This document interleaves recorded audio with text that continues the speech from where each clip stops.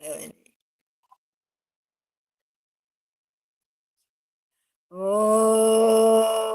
ശ്രീ ഗണേശ ശരദാ ഗുരുഭ്യോ നമഃ.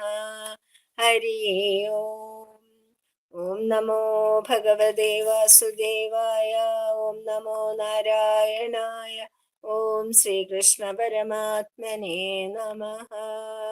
ഓം നമോ ഭഗവതേ സായി ദേവായ. ഓം ഹരി ഓം. നമ്മുടെ ഭഗവത്ഗീത വിചാരത്തിന്റെ 103-ാമത്തെ ഭാഗമാണ് നമ്മൾ എടുക്കുന്നത്. പുരുഷോത്തമ യോഗം. ഭഗവാനെ ഉത്തമ പുരുഷനാണ്, ഭഗവാൻ മാത്രമാണ് പുരുഷൻ. ആ ഉത്തമ പുരുഷന്റെ യോഗം അതാണ്. അപ്പൊ അത് നമുക്ക് പിന്നെ 10-ാമത്തെ ശ്ലോകം. ഇത് 20 ശ്ലോകമേ ഉള്ളൂ. അപ്പൊ ഇന്ന് അത് മുഴുവൻ അങ്ങ് എഴുത്ത് തീർക്കാന്ന് വിചാരിക്കുകയാണ് ഞാൻ. ഉത്ക്രാമന്തം. അപ്പൊ അതാണ് പിന്നെ 10-ാമത്തെ ശ്ലോകമാണ് നമുക്കിനി എടുക്കേണ്ടത്. ഇതുവരെ ഭഗവാൻ സൂക്ഷ്മശരിയായ ജീവന്റെ പ്രവർത്തനങ്ങളെയൊക്കെ പറ്റി പറയുക. നമ്മുടെ ഈ പ്രപഞ്ചം സ്ഥൂലമാണ്, നമ്മുടെ ശരീരം സ്ഥൂലമാണ്. നമ്മുടെ ആത്മാവ് നമ്മുടെ ഉള്ളിലിരിക്കുന്ന സൂക്ഷ്മ ശരീരം കൊണ്ടാണ് നമ്മൾ ഇങ്ങനെ പ്രവർത്തിക്കുന്നത്. അപ്പൊ എല്ലാ സ്ഥലത്തും സൂക്ഷ്മരൂപിയായിട്ട് ഭഗവാൻ തന്നെയാണ് നിറഞ്ഞു നിൽക്കുന്നത് എന്നാണ് ഭഗവാൻ ഇതുവരെ പറഞ്ഞത്. മൂകം കരോതി വാചാലം പങ്കും ലംഘയതേ ഗിരിം യത്കൃപാതമഹം വന്ദേ പരമാനന്ദമാധവം. സർവത്ര ഗോവിന്ദ നാമ സങ്കീർത്തനം. ഗോവിന്ദ ഗോവിന്ദ. ഹരി ഓം. 10-ാമത്തെ ശ്ലോകം. ഉത്ക്രാമന്തം സ്ഥിരം വാപി പുജ്ഞാനം വാ ഗുണാന്വിതം വിമൂഢാനാനുപശ്യന്തി പശ്യന്തി ജ്ഞാനചക്ഷുഷഃ. ഉത്ക്രാമന്തം എന്ന് വെച്ചാല് നമ്മുടെ ശരീരത്തിൽ നിന്ന് ദേഹി എന്ന് വെച്ചാൽ ആത്മാവ്. ദേഹി ഇറങ്ങിപ്പോവും. എപ്പോഴും സ്ഥിരമായിട്ട് ശരീരത്തിൽ ഇരിക്കില്ല. ദേഹി ഇറങ്ങിപ്പോകുന്നവനാണ്. സ്ഥിതം വാ, ദേഹത്തിൽ തങ്ങി നിൽക്കും. ഗുണാന്വിതം ഭുജ്ഞാനം വാ അപി, അതായത് സത്വ രജ സ്തമോ ഗുണങ്ങളെ പ്രകടമാക്കി ലോകഭോഗങ്ങളിൽ മുഴുകി ഇരിക്കുന്നതാണ് സൂക്ഷ്മ ശരീരയായ ജീവൻ ശരീരത്തിൽ ഇരുന്ന് ശരീരത്തിൽ കയറുകയും ഇറങ്ങുകയും ചെയ്യും. ശരീരത്തിൽ ഇരുന്നു കൊണ്ട് എങ്ങനെയാണ് എല്ലാം അനുഭവിക്കുന്നത്? ഈ 3 ഗുണങ്ങളെ കൊണ്ടിട്ട്, സത്വ രജസ്തമോ ഗുണങ്ങളെ പ്രകടമാക്കിക്കൊണ്ടാണ് എല്ലാം അനുഭവിക്കുന്നത്. അങ്ങനെ അനുഭവിക്കുമ്പോ എന്തുണ്ടാവുന്നു? വിമൂഢ. അപ്പൊ എന്ത് പറ്റുന്നു? ഈ ഗുണം കൊണ്ടാണ് പ്രകൃതി ഗുണാസംഭവ. ഭഗവാൻ മുമ്പ് പറഞ്ഞിട്ടുണ്ട്, പ്രകൃതി എന്ന് പറയുന്ന ഗുണങ്ങൾ കൊണ്ടുണ്ടായതാണ്. അപ്പൊ ആ ഗുണങ്ങളെ കണ്ട് മോഹിക്കുന്നു.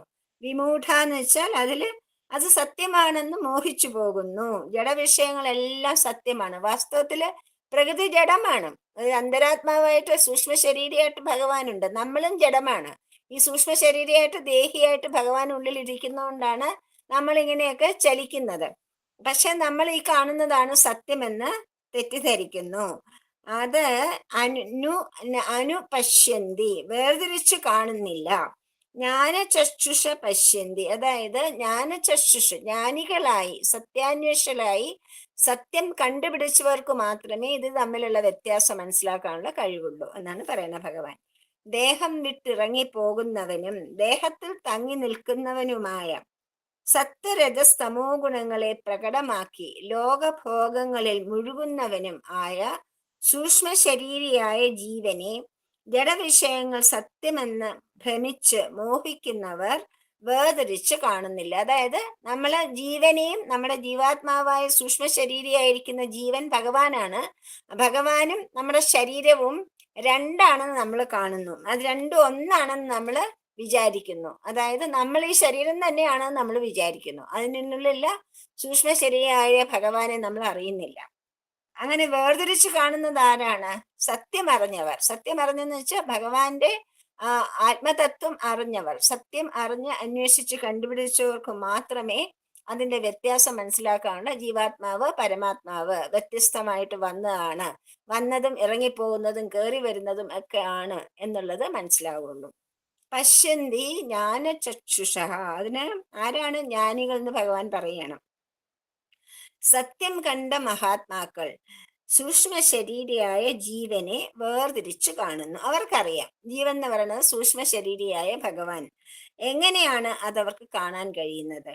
സൂക്ഷ്മ ശരീരത്തെ പൂർണ്ണമായും ഉപശമിപ്പിച്ച ശേഷം അവർക്ക് ശുദ്ധ ബോധാനുഭവം ഉണ്ടാവും. അവരങ്ങനെ സാധനകളിൽ മുഴുകിയിട്ട് എല്ലാ തരത്തിലുള്ള സാധനകൾ, പ്രത്യാഹാരം, പ്രാണായാമം, പ്രത്യാഹാരം, നിത്യ വിവേക വിചാരം എന്നൊക്കെയുള്ള സാധനങ്ങളെല്ലാം ചെയ്യുമ്പോൾ അവർക്ക് ജ്ഞാനദൃഷ്ടി തെളിഞ്ഞു വരും. ജ്ഞാനദൃഷ്ടി തെളിഞ്ഞു വരുമ്പം ധ്യാനം, മനനം എന്നെല്ലാം കൊണ്ടിട്ട് പഞ്ചേന്ദ്രിയങ്ങളും മനസ്സും ഉൾപ്പെടെയുള്ള 6 ഇന്ദ്രിയങ്ങളും അവ അനുഭവിക്കുന്ന എല്ലാ വിഷയങ്ങളെയും കുറഞ്ഞു കുറഞ്ഞു വരും. ഈ ജ്ഞാനദൃഷ്ടി ലഭിച്ചു കഴിഞ്ഞാൽ അവർക്ക് ഈ വിഷയാനുഭവങ്ങളുള്ള ശക്തി കുറയും. മാത്രമല്ല അതില് അവർക്ക് അതായത് ഇന്ദ്രിയങ്ങളെ പരിപൂർണമായിട്ട് നിയന്ത്രണത്തില്, അതാണ് പ്രത്യാഹാരം എന്ന് പറയുന്നത് തന്നെ. പ്രത്യാഹാരം എന്ന് പറയുന്നത് തന്നെ ഇന്ദ്രിയ നിയന്ത്രണമാണ്. മനസ്സിലായില്ലേ? അങ്ങനെ അപ്പോഴാ ഘട്ടത്തില് പിന്നെ ഒരു വെള്ളത്തില് കുമിള കാണുന്നത് പോലെ പ്രത്യേകമായിട്ട് സൂക്ഷ്മ ശരീരത്തെ കാണുവാനായിട്ട് അവർക്ക് കഴിയും. നിർവികൽപ്പ സമാധിയിലാകുന്നതോടെ വെറും സമാധി അവസ്ഥയില് അവർക്ക് സമാധിയാണ്. ആ അവസ്ഥയിൽ അവർക്ക് ജീവനെ പ്രത്യേകമായിട്ട് ജലത്തിൽ കുമിള പോലെ കാണാൻ കഴിയും. പക്ഷേ നിർവികൽപ്പ സമാധിയിൽ എത്തിക്കഴിഞ്ഞാൽ അവരെ വ്യത്യസ്തത പോലും കാണില്ല. അവരും ഭഗവാനും ഒന്ന് തന്നെയാണെന്ന് അവർക്ക് മനസ്സിലായി. ആ ആനന്ദത്തിൽ അഖണ്ഡ ബോധം, അതായത് ഖണ്ഡിക്കപ്പെടാത്ത ബോധം, അതായത് പ്രത്യേകമാകാത്ത ഈശ്വരനും ഞാനും ഒന്ന് തന്നെ, അതായത് തത്വമസി എന്ന ആ ബോധം, അഖണ്ഡ ബോധത്തിൽ അവര് മുഴുകിയിരിക്കും. എങ്ങനെ? നിർവികൽപ്പ സമാധി അവസ്ഥയില്. അത് കഴിഞ്ഞ് നിർവികൽപ്പ സമാധിയിൽ ഇരിക്കുന്നവര് കുറച്ചു കഴിയുമ്പോൾ ബോധത്തിലേക്ക് തിരിച്ചു വരും. ആ സമയത്ത് വീണ്ടും അവർക്ക് ബാഹ്യബോധം ഉണ്ടാകുമ്പം വീണ്ടും അവർക്ക് സൂക്ഷ്മ ശരീരം, സ്ഥൂല ശരീരം തമ്മിലുള്ള വ്യത്യാസം അവർക്ക് മനസ്സിലാകും. അതിങ്ങനെ രണ്ടും കൂടെ ഇങ്ങനെ അഴിച്ചും ജീവന്റെ ഈ പരിണാമം സ്പഷ്ടമായിട്ട് ഈ ജ്ഞാനികൾക്ക് അനുഭവിച്ചറിയാൻ കഴിയും. അങ്ങനെ ആരാണോ അനുഭവിച്ചറിയുവാൻ കഴിയുന്നത്, അതായത് നിർവികൽപ്പ സമാധി അവസ്ഥയിൽ താൻ ബോധം തന്നെയാണ്, ബോധം എന്ന് വെച്ചാൽ ഭഗവാൻ പരമാത്മാവ് തന്നെയാണെന്നും മനസ്സിലാക്കുകയും തിരിച്ചു ബോധത്തിലേക്ക് വരുമ്പോൾ അപ്പോഴ് ഞാൻ സൂക്ഷ്മ ശരീരവും സ്ഥൂല ശരീരവും തമ്മിലുള്ള വ്യത്യാസം മനസ്സിലാക്കാനുള്ള കഴിവും രണ്ടും അങ്ങനെ ആർക്കാണോ ഉള്ളത് അയാളെയാണ് ജ്ഞാനികൾ എന്ന് പറയുന്നത്. ഉദാഹരണത്തിന് ഭഗവാൻ പറയുന്നത്, ജ്ഞാനികൾക്ക് ഇതെല്ലാം വെറുതെ നോക്കിയാൽ തന്നെ കാണാൻ പറ്റും. നമ്മൾ വെറും കണ്ണുകൊണ്ട് ബാഹ്യ ചക്ഷുഷ് തന്നെ അവർക്കിത് മനസ്സിലാക്കാനുള്ള കഴിവുണ്ട്. അപ്പൊ സത്യനിഷ്ഠന്മാര് പിന്നെ നമ്മൾ സ്വപ്നാവസ്ഥയിൽ നമ്മൾ എന്താണ് കാണുന്നത്? നമ്മളെല്ലാം അറിയുന്നില്ലേ സ്വപ്നാവസ്ഥയിൽ? എന്തുകൊണ്ടാണ് അറിയുന്നത്? സൂക്ഷ്മ ശരീരമായ ജീവനെ കൊണ്ടിട്ടാണ് നമ്മൾ എല്ലാ അനുഭവങ്ങളും അറിയുന്നത്. അതുകൊണ്ടാണ് സൂക്ഷ്മദേഹത്തിന് തേജോമയൻ എന്ന് പറയും. തേജോമയമാണ്, അതുകൊണ്ട് തേജസ്സൻ എന്ന് വിളിക്കും സൂക്ഷ്മദേഹത്തിനെ. സ്വപ്നാവസ്ഥയിലെ സൂക്ഷ്മ ശരീരയായ ജീവനെയാണ് തൈജസ്സൻ എന്ന് വിളിക്കുന്നത്. കാരണം തേജോമയനാണ്. എല്ലാം നമുക്ക് ഓർമ്മയുണ്ട്, എല്ലാം നമ്മൾ കാണുന്നു, നമ്മൾ അനുഭവിക്കുന്നതായിട്ട്, നമ്മളൊരു സാക്ഷിയായിട്ട് നിന്നിട്ടാണ്. നമ്മൾ തന്നെ നമ്മുടെ ശരീരം കൊണ്ട് അവിടെ പോണു ഇവിടെ പോണു എന്തെല്ലാം അനുഭവങ്ങളാണ് നമുക്ക് സ്വപ്നത്തിൽ ഉണ്ടാവുന്നത്. ആ അനുഭവങ്ങളൊക്കെ നമ്മൾ എങ്ങനെയാണ് അറിയുന്നത്? ഈ തൈജസ്സനായ സൂക്ഷ്മ ശരീരം എല്ലാം അറിയുകയാണ് ഒരു സാക്ഷിയായി നിന്നുകൊണ്ട്. അങ്ങനെ ഈ തേജോരൂപിയെ ജ്ഞാനികൾ കാണുന്നു. ഈ തൈജസ്സിനെ ജ്ഞാനികൾക്ക് കാണാൻ കഴിയും. അങ്ങനെ ജഡപ്രപഞ്ചത്തിൽ മോഹിച്ച് പോയവർക്ക് അത് സാധിക്കില്ല. ജഡപ്രപഞ്ചമാണ് സത്യമെന്ന് വിശ്വസിച്ച് നമ്മളെ പോലെയുള്ള സാധാരണക്കാർക്ക് അത് പെട്ടെന്ന് മനസ്സിലാവില്ല. നേരെ മറിച്ച് ജ്ഞാനികളായവർക്ക് അതിൻ്റെ ആ പൂർണ്ണ സത്യം പൂർണ്ണമായിട്ട് അവർക്ക് മനസ്സിലാകും. സൂക്ഷ്മ ശരീരം ബോധത്തെയും വേദനിക്കുന്നില്ല. സൂക്ഷ്മ ശരീരം അവരുടെ സ്വരൂപമായ ശുദ്ധബോധത്തെയും പാടെ മറച്ചു കളഞ്ഞിരിക്കുകയത്. അതുതന്നെ പാലിൽ ലയിച്ചു കിടക്കുന്ന വെണ്ണ കടഞ്ഞ് വേദനിക്കാത്തടത്തോളം രണ്ടും ഒന്നായേ കാണാൻ പറ്റൂ. പാലിൽ വെണ്ണ ഉണ്ടെന്ന് നമുക്കറിയാം, പക്ഷെ അത് പാലിലെ വെണ്ണ നമുക്ക് വേർതിരിക്കണമെങ്കിൽ ഒരു പ്രോസസ്സ് ഉണ്ട് അല്ലേ? ഒരു പ്രോസസ്സ് ഉണ്ട്. അതിനെ ഉറയ്ക്കണം, അത് പുളിക്കണം, അതിനെ കടയണം, എന്നിട്ടാണ് നമ്മൾ ആ വെണ്ണ വേർതിരിച്ചിട്ട്. അതുപോലെയാണ് ഈ ജ്ഞാനികളുടെ സാധനങ്ങളൊക്കെ. അതൊക്കെ അവരെ ഈ വെണ്ണ വേർതിരിച്ചെടുക്കുന്ന മാർഗത്തിലേക്ക് നയിക്കുന്നതാണ്. അപ്പം അന്ധകരണത്തെ ധ്യാന മനനങ്ങൾ കൊണ്ട് കടയുന്നവർക്ക് സൂക്ഷ്മ ശരീരവും ശുദ്ധബോധവും രണ്ടായി വേർതിരിയും. ഒടുവിൽ സൂക്ഷ്മ ശരീരം പൂർണ്ണമായിട്ട് അസ്തമിച്ച് ഭഗവാൻ തന്നെയാണ് ഞാൻ എന്നുള്ള ബോധം ഉണ്ടാവും. അതിനാണ് സത്യൻ ജ്ഞാനി എന്ന് പറയുന്നത്. ഞാൻ തന്നെ ഭഗവാൻ, ഭഗവാൻ തന്നെ ഞാൻ എന്നുള്ള ആ സൂക്ഷ്മ ശരീര ബോധമൊക്കെ പോയി, ജീവാത്മാവ് എന്നുള്ള ബോധമൊക്കെ പോയി, ഞാൻ തന്നെയാണ് പരമാത്മാവ് എന്ന ബോധം എത്തുന്നു. അപ്പൊ പൂർണ്ണമായ ജ്ഞാനനിഷ്ഠ നേടിയാൽ മാത്രമേ സൂക്ഷ്മ ശരീരിയായ ജീവനെ വേർതിരിച്ചു കാണാൻ കഴിയുള്ളൂ എന്ന് ചോദിക്കുകയാണ്. അപ്പൊ ഭഗവാൻ പറയണ അതിന്റെ ആവശ്യമില്ല, കുറച്ച് മനസ്സ് നിയന്ത്രണ വിധേയമാക്കിയാൽ തന്നെ ഇത് നമുക്ക് മനസ്സിലാക്കാനായിട്ട് പറ്റും എന്ന് ഭഗവാൻ പറയാണ്. യദന്തോ യോഗിനശ്ചൈനം പശ്യന്ത്യാത്മനസ്ഥിതം യദന്തോ അപ്യകൃതാത്മാനഃ നൈനം പശ്യന്ത ചേതസഃ. യദന്ത ചിത്തവൃത്തികളെ നിരോധിച്ച് അഭ്യാസ വൈരാഗ്യങ്ങൾ ദൃഢതരമാക്കുന്നു. അതായത് വെറുതെ ഇരുന്നാൽ നമുക്ക് ഈ സത്യാന്വേഷണി എന്ന് പറയുന്ന ആള് വെറുതെ ഇരുന്നിട്ടല്ല ജ്ഞാനം നേടുന്നത്, ഒരുപാട് അഭ്യാസമുണ്ട് അതിന്. ആ സാധനങ്ങളെല്ലാം അനുഷ്ഠിക്കുന്നത് കൊണ്ടാണ് ആ നിലയിൽ എത്തിച്ചേരുന്നത്. അങ്ങനെയുള്ള യോഗികൾ ആത്മനി സങ്കല്പ നിരോധം. ആരാണ് സങ്കല്പിക്കുന്നത്? മനസ്സാണ് സങ്കല്പിക്കുന്നത്. എല്ലാ സങ്കല്പങ്ങളും നമ്മുടെ മനസ്സിലാണ് ഉരുത്തിരിഞ്ഞ് വരുന്നത്. അപ്പൊ സങ്കല്പ നിരോധം എന്ന് വെച്ചാൽ മനസ്സിനെ നമ്മൾ എപ്പോഴാണോ അന്മനസ്കനാവുന്നത്, മനസ്സില്ലാത്ത ആവുന്ന അവസ്ഥ, അതിന് ഒരു ചിന്തകളുമില്ല, ഒരു സങ്കല്പങ്ങളും ഇല്ലാതെ ആവുന്ന അവസ്ഥ, ബോധപൂർവം അത് ആ ചിന്തയില്ലാത്ത അവസ്ഥ മാനസിക രോഗിയാവുന്ന അവസ്ഥയല്ല, ബോധപൂർവം ആ മനസ്സിനെ നമ്മളുടെ നിയന്ത്രണത്തിൽ വരുത്തുക, അതിനാണ് അമനസ്ക എന്ന് പറയുന്നത്. അത് യോഗികൾ അങ്ങനെയാണ്. അവർക്ക് ആ അങ്ങനെ സങ്കല്പങ്ങളെ നിരോധിച്ചുകൊണ്ട് അവർക്ക് സത്യവസ്തു തെളിഞ്ഞു വരും. അവ വ്യക്തമായി വേർതിരിഞ്ഞു നിൽക്കുന്നു. ഏവം സൂക്ഷ്മ ശരീരയായ ജീവനെ പശ്യന്തി കണ്ടറിയുന്നു. അപ്പൊ അവർക്ക് ജീവാത്മാവിനെ, സൂക്ഷ്മ ശരീരയായ ജീവാത്മാവിനെ തിരിച്ചറിയാനായിട്ട് പറ്റുന്നു. അകൃതാത്മന സങ്കല്പ നിരോധം വരുത്താത്തവർ, അതായത് മനസ്സിനെ അടക്കാത്തവർ, മനസ്സിനെ കൺട്രോൾ ചെയ്ത് നിയന്ത്രണത്തിൽ വരുത്താത്തവർക്കാണ് സങ്കല്പ നിരോധം സാഫല്യമെത്താത്തവർ എന്ന് പറയുന്നത്. അചേതസ അവർ ജഡബുദ്ധികളാണ്. ഏനം ഈ ജീവനെ ന പശ്യന്തി അവര് വേർതിരിച്ച് ജീവനെ കാണുന്നില്ല. ചിത്തവൃത്തികളെ ചിത്തവൃത്തി നിരോധനം കൊണ്ടാണ്, ചിത്തവൃത്തി നിരോധനമാണ് നമ്മുടെ ഏറ്റവും വലിയ സാധന.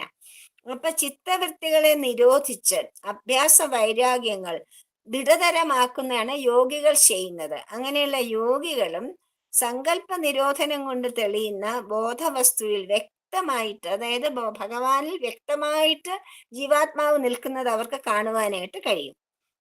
യത്നം ചെയ്യുന്നവരാണെങ്കിൽ പോലും സങ്കല്പ നിരോധം, ചിലപ്പം എല്ലാ ധ്യാനവും മനനവും ജപവും ഒക്കെ ചെയ്യുന്നുണ്ടാവും, പക്ഷെ മനസ്സിന് സങ്കല്പ നിരോധം ഇല്ല. അങ്ങനെയുള്ളവർക്ക് അത് കാണാൻ പറ്റില്ല. അപ്പൊ ഏറ്റവും ഇതൊക്കെ ഈ ക്രിയകളൊക്കെ നമ്മൾ ചെയ്യുന്നത്, ഈ സാധനങ്ങളൊക്കെ ചെയ്യുന്നത് ഈ സങ്കല്പത്തെ നിരോധിക്കാനാണ്, അതായത് മനസ്സിനെ അടക്കുവാനാണ്, മനസ്സിൽ യാതൊരു ചിന്തകളും സങ്കല്പങ്ങളും ഉണ്ടാവാതിരിക്കുവാനാണ്. അപ്പൊ അത് സാധിക്കാത്തവരെ ജഡബുദ്ധികൾ തന്നെ ഭഗവാൻ വിളിക്കുകയാണ്. അവർക്ക് അങ്ങനെ ജീവനെ വേർതിരിച്ച് കാണുവാനായിട്ട് സാധിക്കില്ല. യോഗിനശ്ചൈനം പശ്യന്തി, ജ്ഞാനമായാലും യോഗമായാലും സങ്കല്പങ്ങൾ കുറഞ്ഞ് ചിത്തം ശുദ്ധമായി ബോധം തെളിയുമ്പോഴേ ജീവനെ വേർതിരിച്ച് കാണാൻ പറ്റും. അത് ജഡമാണ്. നമ്മളിപ്പോ എന്താണ് ചെയ്യുന്നത്? നമ്മളിപ്പം ശരീരവും നമ്മുടെ ജീവനും ഒന്നായിട്ടാണ് നമ്മൾ കാണുന്നത്. ഈ ജഡശരീരത്തെ തന്നെയാണ് നമ്മൾ ഞാൻ എന്ന് പറയുന്നത്, അല്ലേ? അത് ഞാൻ വേറെ നിൽക്കുന്നത് അറിയുന്നതാണ് ഈ ഇതിൽ പറയുന്നത്. ബോധത്തെ വേർതിരിക്കുന്നതിന് ജ്ഞാനമെന്നും യോഗമെന്നും രണ്ട് ഉപായങ്ങൾ ഉണ്ട്. ജീവനെ വേർതിരിച്ചു കാണുവാൻ ലക്ഷ്യപ്രാപ്തി പൂർണ്ണമാകണമെന്നില്ല. അതായത് സമാധി അവസ്ഥ അല്ലെങ്കിൽ നിർവികൽപ്പ സമാധിയൊന്നും പ്രാപിക്കണമെന്നില്ല. അതിനു മുമ്പ് തന്നെ ഈ ഒരു ബോധം നമുക്ക് ഉണ്ടാവും. വെള്ളത്തിലെ പത പോലെ ബോധത്തിൽ ജീവൻ പത കട്ട പിടിച്ച് പരന്നു കിടക്കുമ്പോൾ നമ്മൾ വെള്ളം കാണില്ല, ഇല്ലേ? അതുപോലെ പത കട്ടി കുറഞ്ഞ് അവിടെ ഇവിടെ മാറുമ്പോൾ നമുക്ക് അടിയിൽ കിടക്കുന്ന വെള്ളം കാണാനായിട്ട് സാധിക്കും. പത എന്ന് വെച്ചാൽ നമുക്ക് പായലെന്നും പറയാം. അപ്പം പായൽ അങ്ങോട്ടും ഇങ്ങോട്ടും നമ്മൾ ചില പിന്നെ കുളങ്ങളില് നിറച്ച് ലില്ലിയ ഉണ്ട്, ഇങ്ങനെ പായലുകൊണ്ട് മൂടിക്കിടക്കാൻ, അകത്തൊരു വെള്ളമുണ്ടെന്ന് നമുക്ക് മനസ്സിലാവുകയില്ല. പക്ഷെ അവിടെ ഇവിടെ ആ പായൽ അങ്ങോട്ടും ഇങ്ങോട്ടും മാറിക്കിടക്കുകയാണെങ്കിൽ ഇത് വെള്ളം ഉണ്ടല്ലോ എന്ന് നമുക്ക് മനസ്സിലാവും. അതാണ് പിന്നെ അപ്പം വെള്ളവും പതയും പ്രത്യേകമായിട്ട് വേർതിരിഞ്ഞു വരും. അതുപോലെ സൂക്ഷ്മ ശരീരത്തിലെ ഭൗതിക സങ്കല്പങ്ങൾക്ക്, അതാണ് നമ്മുടെ മനസ്സാണ് ഈ ഭൗതിക സങ്കല്പങ്ങൾ ഉണ്ടാക്കുന്നത്. ഭൗതിക സങ്കല്പങ്ങൾക്ക് പരപ്പും കട്ടിയും കുറഞ്ഞു വന്നാൽ ശുദ്ധബോധം, കുറഞ്ഞില്ലെങ്കിൽ കട്ടി കൂടി കിടക്കുകയാണെങ്കിൽ ശുദ്ധബോധം ഉണ്ടെന്ന് നമുക്ക് മനസ്സിലാവില്ല. ശുദ്ധബോധം എന്ന് പറയുന്നത് ഭഗവാനെയാണ്, പരമാത്മാവിനെയാണ്. അതുണ്ടെന്ന് നമുക്ക് മനസ്സിലാവില്ല. സമർത്ഥമായി സങ്കല്പ നിരോധം യോഗം ശീലിച്ച് അന്ധകരണത്തെ ആത്മനിഷ്ഠമാക്കുന്നവർക്ക് എന്ത് പറ്റും? ഈ വെള്ളത്തിലെ പദം കുറയുന്നത് പോലെ അവരുടെ പിന്നെ സങ്കല്പത്തിന്റെ ശക്തി കുറഞ്ഞു വരും. അതായത് എല്ലാം നമ്മൾ ഭാവിക്കുകയാണ്, സങ്കല്പിച്ചിട്ടാണ് നമ്മൾ എല്ലാം കാണുന്നതും അനുഭവിക്കുന്നതും തീരുമാനിക്കുന്നതും. അതിന്റെ ശക്തി കുറഞ്ഞു കുറഞ്ഞു വരും. അപ്പോഴെന്ത് പറ്റും? ശുദ്ധബോധമായ വസ്തുവിനെ വേർതിരിയുന്ന ജീവിത സങ്കല്പങ്ങളും വ്യക്തമായിട്ട് കാണാൻ കഴിയും. സവികൽപ്പ സമാധി ദശകളിലാണ് ഈ വേർതിരിച്ചുള്ള അറിവ് ഉണ്ടാകുന്നത്. അവിടെ വരെ എത്തണം. പക്ഷേ പ്രകൃതി ഉണ്ടാക്കുന്ന ഇന്ദ്രിയ സംഘാതം എന്ന് വെച്ചാൽ എന്താണ്? കൂട്ടം. ഇന്ദ്രിയങ്ങളുടെ കൂട്ടം എന്ന് വെച്ചാൽ പഞ്ചേന്ദ്രിയങ്ങൾ, ജ്ഞാനേന്ദ്രിയം, കർമ്മേന്ദ്രിയം, ഇതെല്ലാം കൂടി ചേർന്നിട്ടുള്ള അതുണ്ടാക്കുന്ന പ്രകൃതിയാണ്. അതും പരമാത്മ പ്രതിബിംബവും തമ്മിലുള്ള കലർപ്പാണ് ജീവൻ. ജീവൻ എന്ന് പറയുന്നത് എന്താണ്? നമ്മൾ ജീവനാണ് അല്ലെ. ജീവൻ തന്നെ എന്താണ്? ഈ ഇന്ദ്രിയ സംഘാതം, നമ്മൾക്ക് ഈ പഞ്ചേന്ദ്രിയങ്ങളുണ്ട്, അതിൻ്റെ കൂടെ അതില് പരമാത്മാവിന്റെ പ്രതിബിംബമുണ്ട്. അതാണ് ജീവാത്മാവെന്ന് പറയണേ. ബിംബം ഉണ്ടെങ്കിലല്ലേ പ്രതിബിംബം ഉണ്ടാവും. ഒരു ബിംബം ഉണ്ടെങ്കിൽ പ്രതിബിംബം എന്ന് വെച്ചാൽ എന്താണ്? അതിന്റെ എന്താ പറയാ, നിഴലെന്നല്ല. നമ്മളൊരു കണ്ണാടിയുടെ മുമ്പിൽ നമ്മൾ പോയി നിന്നാലല്ലേ നമ്മുടെ പ്രതിബിംബം കാണുകയുള്ളൂ. നമ്മളാകുന്ന ബിംബം പോയി ഒരു കണ്ണാടിയുടെ മുമ്പിൽ നിൽക്കുമ്പോഴേ നമ്മുടെ പ്രതിബിംബം അതിൽ കാണുകയുള്ളൂ. അതുപോലെ ഭഗവാനാകുന്ന ബിംബത്തിന്റെ പ്രതിബിംബമാണ് ജീവൻ എന്നത് നമുക്ക് മനസ്സിലാവും. അപ്പോ എപ്പോഴാണ് മോക്ഷം എന്ന് പറയുന്നത്? ഈ ബിംബത്തിൽ ഈ പ്രതിബിംബം അലിഞ്ഞു ചേരുമ്പോൾ, ബിംബത്തിൽ ഈ പ്രതിബിംബം ചേർന്ന് കഴിയുമ്പോൾ ബിംബവും പ്രതിബിംബവും എന്ന് രണ്ടവസ്ഥ ഇല്ലാതെ ആവുന്നു. അതിനാണ് മുക്തി അല്ലെങ്കിൽ മോക്ഷം എന്ന് പറയുന്നത്. ഈ പ്രതിബിംബം പോയിട്ട് ജീവാത്മാവ് പരമാത്മാവായി സംയോജിച്ച് ഒന്നായി തീരുന്നതിനാണ് മുക്തി എന്ന് പറയുന്നത്. ഇത് പിന്നെ പരമാത്മാവിന്റെ അംശം തന്നെയാണ് ജീവലോകത്ത് ജീവാത്മാവായിട്ട് വേർതിരിയുന്നത്. അതുകൊണ്ട് സൂര്യചന്ദ്രാദി പ്രപഞ്ച ഘടകങ്ങളുടെ ജീവഭാവത്തിന്റെ കഥ ഇങ്ങനെ തന്നെയാണ്. ഭഗവാൻ പറഞ്ഞില്ലേ, സൂര്യൻ ചന്ദ്രൻ എല്ലാത്തിലും ഭഗവാന്റെ പിന്നെ തേജസ്സാണ് നിൽക്കുന്നതെന്ന് പറഞ്ഞു ഇല്ലേ. അവയിലും പരമാത്മാവിന്റെ അംശം തന്നെയാണ് കടന്നു നിന്നുകൊണ്ട് പ്രകാശിക്കുന്നത്. അത് വീണ്ടും സ്വാമി പറയുകയാണ്.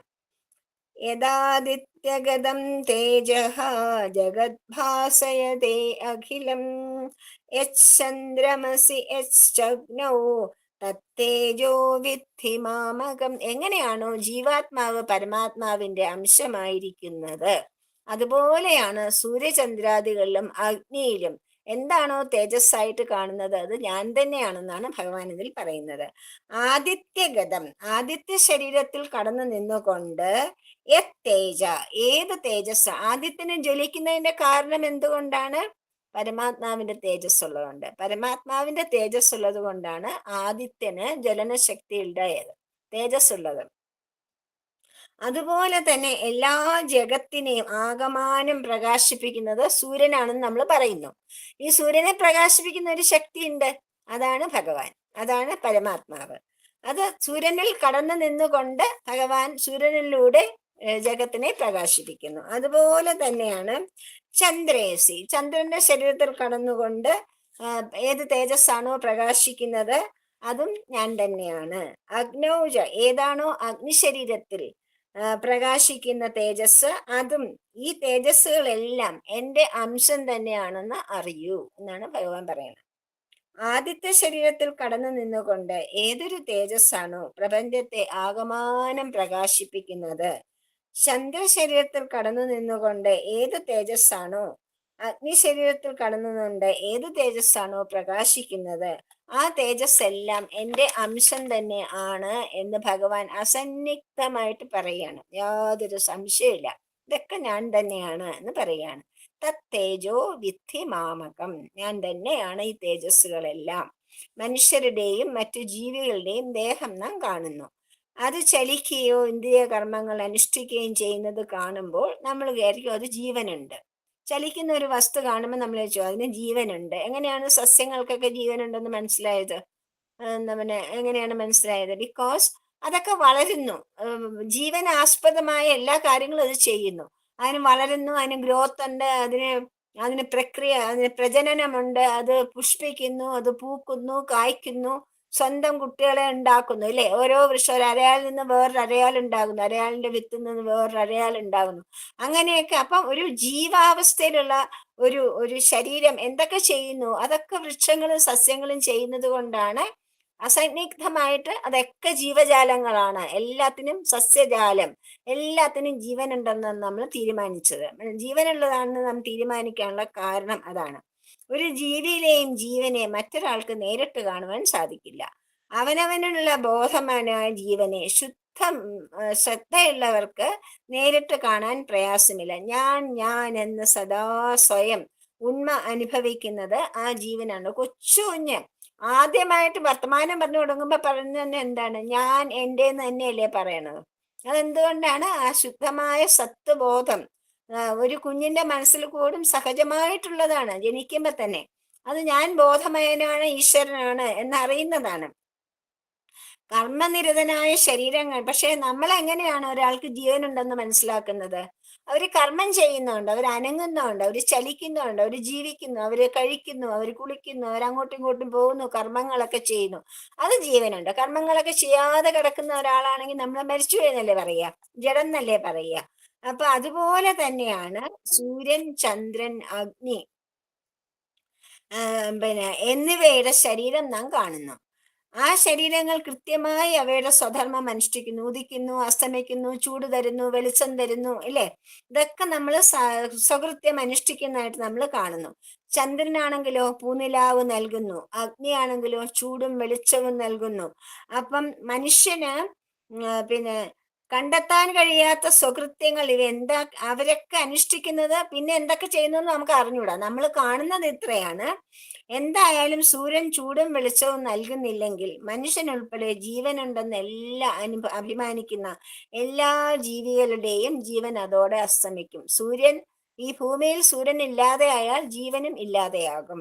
മനസ്സിലായില്ലേ? അതുപോലെ തന്നെ ചന്ദ്രന്റെയും അഗ്നിയുടെയും പ്രവർത്തനം ഈ ജീവജാലങ്ങൾക്ക് അനിവാര്യമാണ്. ഭഗവാൻ അതിനുള്ളിൽ ചന്ദ്രനായും സൂര്യനായും അഗ്നിയായും നിന്നുകൊണ്ട് ഈ ലോകത്തെ നിലനിർത്തുന്നത് ഭഗവാൻ തന്നെയാണ്. ഈ സൂര്യനിലും ചന്ദ്രനിലും അഗ്നിയിലും നിന്നുകൊണ്ട്. അപ്പം സൂര്യൻ ഉദിച്ചില്ലെങ്കിൽ ജീവനില്ല. സൂര്യനാണ് എല്ലാത്തിനും എനർജി നൽകുന്നത്, അല്ലെ? എല്ലാത്തിനും ഊർജം നൽകുന്നത് സൂര്യനാണ്. അതുപോലെ തന്നെ ഭഗവാൻ പറയാണ് ചന്ദ്രന്റെയും അഗ്നിയുടെയും പ്രവർത്തനങ്ങളും ജീവജാലങ്ങൾക്ക് അനിവാര്യമാണ്. എന്താണ് അത് അനിവാര്യം എന്ന് പറഞ്ഞാൽ? ചന്ദ്രൻ എന്ത് ചെയ്യുന്നു?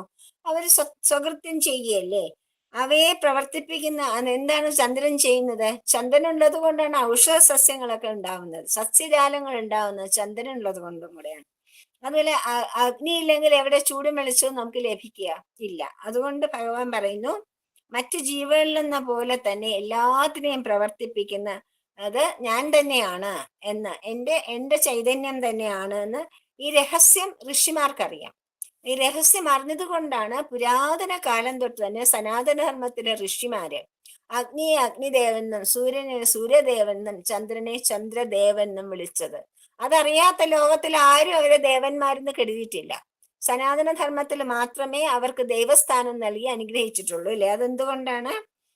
ചന്ദ്രദേവനായും അഗ്നിദേവനായും പിന്നെ സൂര്യദേവനായും നിൽക്കുന്നത് ഒരേ പരമാത്മാവിന്റെ ചൈതന്യം തന്നെയാണ് എന്നുള്ള അറിവ്. പരമാത്മാവിനെ തന്നെയാണ് സൂര്യ ചന്ദ്ര അഗ്നിയായിട്ട് നമ്മൾ പൂജിക്കുന്നത്. അത് നമ്മുടെ ഋഷിമാർക്ക് അറിയാമായിരുന്നു. അപ്പം ഈ ലോകത്തെ അറിഞ്ഞും സ്വകൃത്യം അനുഷ്ഠിക്കുന്ന ജീവിതങ്ങളാണ് നാം അറിയേണ്ടത്. ഭൂമിയിലെ ചന്ദ്രന്റെയും ജീവപ്രവർത്തനങ്ങൾ എന്തൊക്കെയാണെന്നാണ് അടുത്ത ശ്ലോകത്തിൽ ഭഗവാൻ പറയുക. ഗാമാവിശ്യജ ഭൂതാനി ധാരയാമ്യഹം ഓജസാ പുഷ്ണാമി ചൗഷധി സർവ സോമോ ഭൂത്വാ രസാത്മകഃ. അഹം പരമാത്മാവായ ഞാൻ അവിശ്യ. ഗാ എന്ന് വെച്ചാൽ നമ്മൾ ഗോവിന്ദ എന്നുള്ള പദം ഭജഗോവിന്ദത്തെ പഠിച്ചപ്പോൾ പറഞ്ഞിട്ടുണ്ട്. ഗാം എന്ന് വെച്ചാൽ ഭൂമി എന്നൊരർത്ഥം കൂടെ ഉണ്ട്. ഗാമിന് ഒരുപാട്, ഗാ എന്നുള്ള വാക്കിന് ഒരുപാട് അർത്ഥങ്ങളുണ്ട്. ഗാമിതി ഗോവിന്ദ, ഭൂമി എന്ന് വെച്ചാൽ ഗോവിന്ദ, മനസ്സിലായില്ലേ? അപ്പൊ ഗാം എന്ന എന്റെ അംശം കൊണ്ടാണ് ഭൂമി ഉണ്ടായത്. അതിൽ ഓജസ്സ എന്ത് ചെയ്തു? എന്റെ ഓജസ് നൽകി. ഭഗവാന്റെ ഓജസ്സാണ് ഭൂമിക്ക് നൽകിയത്. എന്നിട്ട് എല്ലാ ജീവജാലങ്ങളെയും ധാരയാമി, രക്ഷിച്ചു, സൃഷ്ടിച്ചു, രക്ഷിക്കുന്നു, സൃഷ്ടിച്ചു രക്ഷിച്ചുകൊണ്ടിരിക്കുന്നു. രസാത്മക, ജലമയനായ സോമ, ചന്ദ്രൻ, സോമഭൂത്വ, ചന്ദ്രനായി ഭവിച്ചിട്ട് സർവദാ ഔഷധി, എല്ലാത്തരം സസ്യവർഗങ്ങളെയും പുഷ്ണാമി, ഞാൻ പോഷിച്ച് വളർത്തുകയും ചെയ്യുന്നു. അതായത് ഭഗവാൻ എന്താ പറയുന്നത്? പരമാത്മാവായ ഞാൻ എൻ്റെ അംശം കൊണ്ട് ഭൂമിയിലും കടന്നു നിന്നു. എന്നിട്ട് എൻ്റെ ശക്തി നൽകി ജീവജാലങ്ങളെല്ലാം ഉണ്ടാക്കി സൃഷ്ടിച്ചു രക്ഷിച്ചു പോരുന്നു. ജലമയനായ ചന്ദ്രനായി ഭവിച്ചു. ജലമയം എന്ന് പറയുന്നത് നമ്മള് വേലിയേറ്റവും വേലിയിറക്കം ഉണ്ടാവുന്നത് ചന്ദ്രനെ കൊണ്ടിട്ടാണ്. അതാണ് ചന്ദ്രനെ ജലമയൻ എന്ന് പറയുന്നത്. ജലമയനായ ചന്ദ്രനായി ഭവിച്ചിട്ട് എല്ലാ സസ്യവർഗങ്ങളെയും പോഷിപ്പിച്ച് വളർത്തുകയും ചെയ്യുന്നു. സൂര്യന്റെ കഠിനമായ ചൂടിന് ശേഷം ആ ഊർജം മുഴുവൻ ഭൂമിയിൽ വന്നു കഴിഞ്ഞാൽ അതിനെ ശീതളമായ ചന്ദ്രപ്രഭ കൊണ്ട്, നിലാവ് കൊണ്ടും ചന്ദ്രന്റെ വേലിയേറ്റം കൊണ്ടുമൊക്കെ ഔഷധങ്ങളായിട്ടും സസ്യങ്ങളായിട്ടും മാറ്റുന്നതും സസ്യങ്ങളായിട്ടും ഒക്കെ തീർക്കുന്നത് ചന്ദ്രനാണ്. ഭൂമിയും ചന്ദ്രനും അങ്ങനെയാണ്. ഭൂമിയിലും ചന്ദ്രനും ഭഗവാൻ എങ്ങനെയാണെന്ന് പറയുകയാണ്. ചന്ദ്രന്റെ കാര്യം മുൻപ് പറഞ്ഞെങ്കിലും പ്രവർത്തനം ഭഗവാൻ ഇവിടെ ഒന്നും കൂടെ വിശദമാക്കിയിരിക്കുകയാണ്. ഇതിന് മുമ്പും പറഞ്ഞു സൂര്യനും ചന്ദ്രനും അഗ്നിയെന്നും.